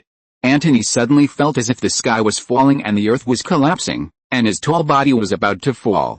The generals exclaimed. Seeing this, the attendant brought a wooden chair for him to sit on, and then another attendant took the cloth bag, knelt down and held it in front of the commander. Sad tears flowed from the corners of his eyes, and his trembling hands untied the cloth bag, revealing the head of a blonde and blue-eyed girl in full view. At this moment, Antony could no longer restrain himself, shouting his daughter's name and crying bitterly. Everyone present was moved. In the early morning, the expected sunny day was not seen. A sudden rainstorm descended on the city of Memphis. It could wash the streets clean, but it could not wash away man-made sins. The water of the Nile River also became turbid. In the court of the Egyptian court, the queen appeared in a gorgeous dress with a crown on her head. At the bottom of the steps, several ministers who were summoned stood trembling. Among them was the minister in charge of the construction of the royal mausoleum, who routinely reported the details of the construction of the royal mausoleum. The queen asked some questions and made suggestions. The ministers in charge of the construction and the ministers in charge of design supervision answered them. Today's report is roughly as follows.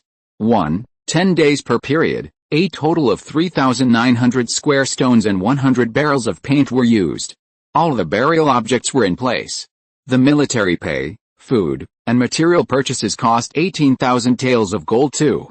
The number of prisoners of war, slaves, and craftsmen currently in use is 73,985, and the average number of deaths due to fatigue, illness, and other reasons is 132 per day. 3. Due to the recent large-scale conscription of soldiers and grain by the Roman commander, the supply of grain and slaves is insufficient, and the total construction period will be delayed by more than 10 days.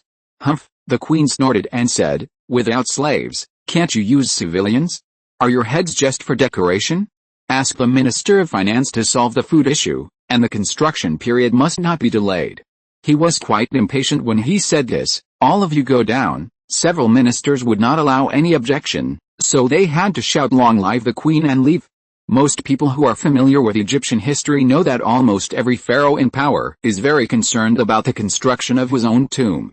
From the site selection, design, preparation of raw materials and construction when they ascended the throne, it lasted until the end of their lives. Because they have always believed that if the tomb is hidden enough and strong enough, it will not be dug up by tomb robbers and later rebels.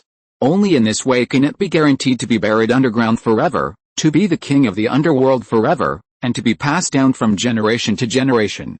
There are only 2 ministers left in the hall, both of whom are the queen's confidants. One is General Oxindo, who is in charge of the defense of the capital and the queen's cousin. The other is the Minister of State Remus. Please talk in the secret room. the queen said as she walked down the steps and signaled to the guards and the ladies in waiting on her left and right to withdraw. The two ministers exchanged glances and followed. There is a secret room in the corridor on the right side of the court. It is just an ordinary wall painted with colorful murals. There is a door decorated with lily patterns on the wall, which blends in perfectly with the surrounding scenery. It is an indoor scene depicting the life of Pharaoh Tutankhamun. The queen pressed the door handle on the picture, and a stone door opened with a rumbling sound. 3 people filed in, and in a corner not far away there was a man secretly watching here, with a hateful look that seemed to melt people. This person was Duro, the captain of the palace guards. Entering the secret room, the two ministers found that a man in black was waiting inside. When the man in black saw the queen, he knelt down with a thump, kowtowed 3 times and shouted, "Long live your majesty." The queen said lightly, "Get up." The man slowly raised his head and stood aside at an angle. The two ministers were surprised. "Isn't this General Kaka? Wasn't it reported that he was killed in battle? How did he appear here?" The answer will be revealed here. End of this chapter. Thank you very much for reaching the end. Don't forget to like. Looking for more exclusive content and immediate access? Subscribe to our Patreon. Remember, every like, subscription, or donation encourages us to continue. Thanks to everyone, see you in the next video.